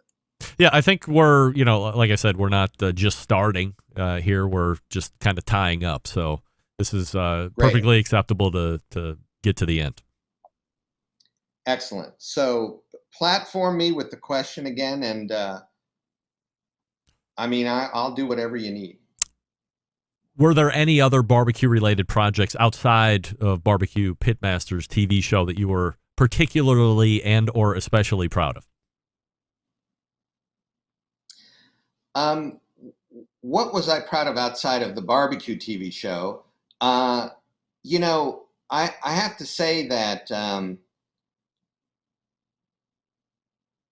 every project you work on for television, you know, it's like it takes a few years off your life to do it.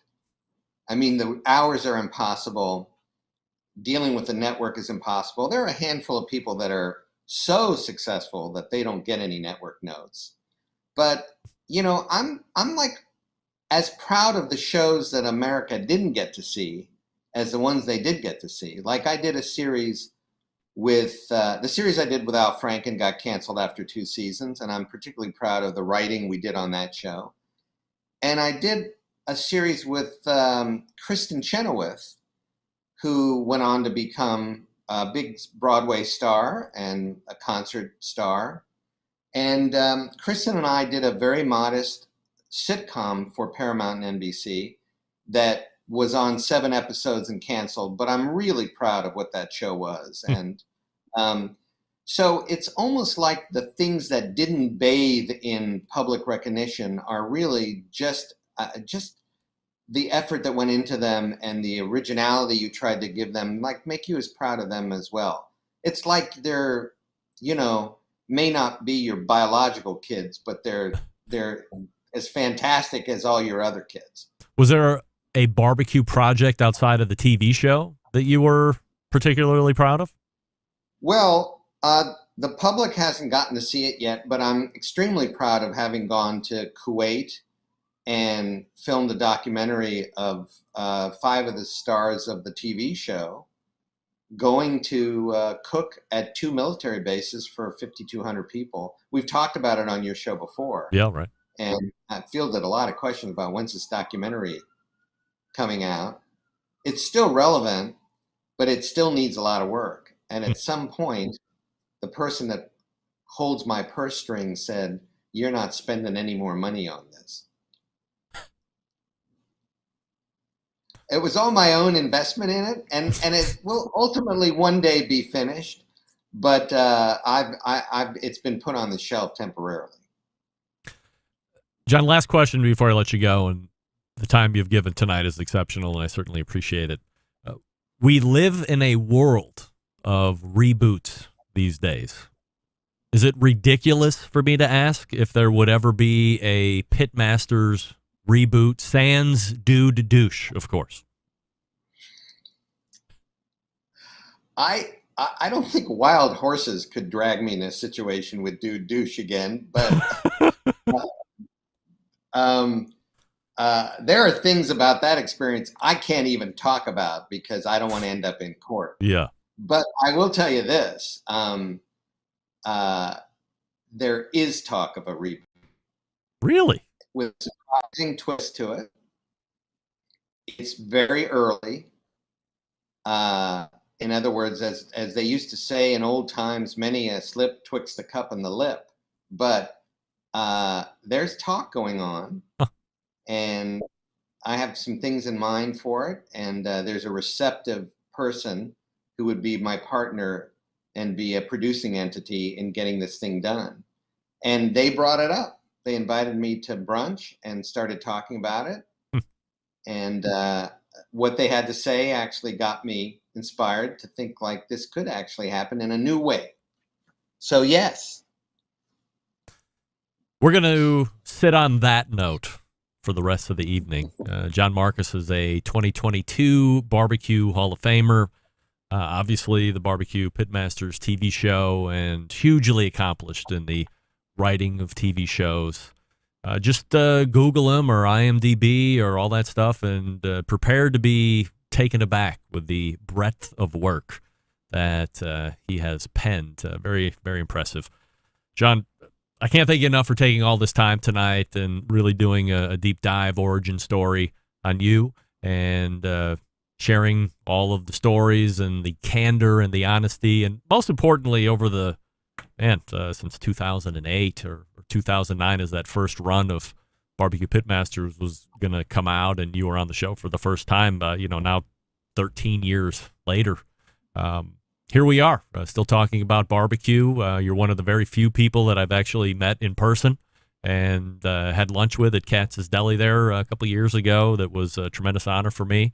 And I really appreciate everything you've given to the show, and I wish you nothing but continued success, and thank you for coming out tonight. Greg, it's been a pleasure, and I wanted to thank you for all you've done for really barbecue.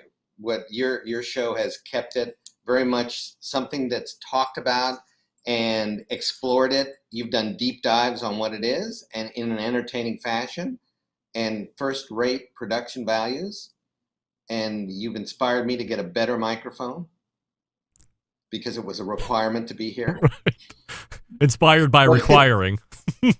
That's right. That kind of inspiration, yes. Which is you have no choice. But may I just say, it's like always a great pleasure to talk to you. And thank you for the questions you've asked. And I hope people were interested in what we had to say about it and the things that we're talking about. John, let's do it again before 2 years elapses again. I'm anytime. All right. John Markus right there.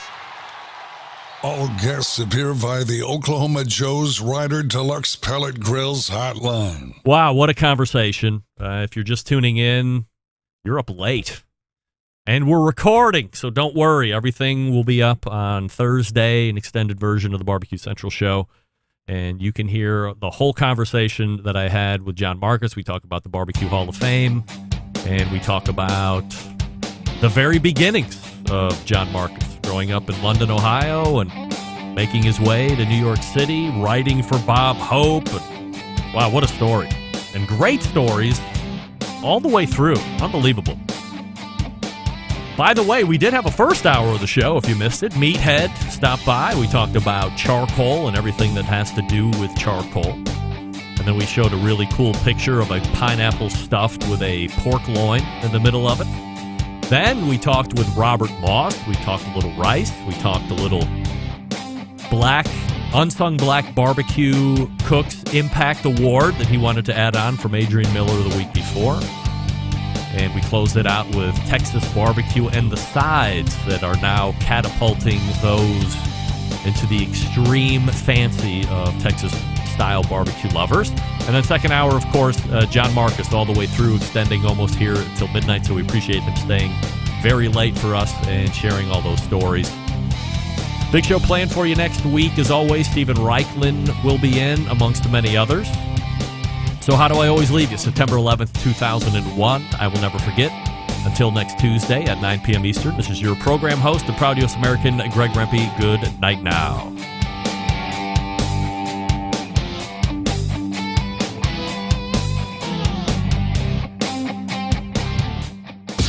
Hi, this is Austin Parsons, Pitmaster with Smoky Mountain Q in Nashville, Tennessee, and you are listening to the BBQ Central Show.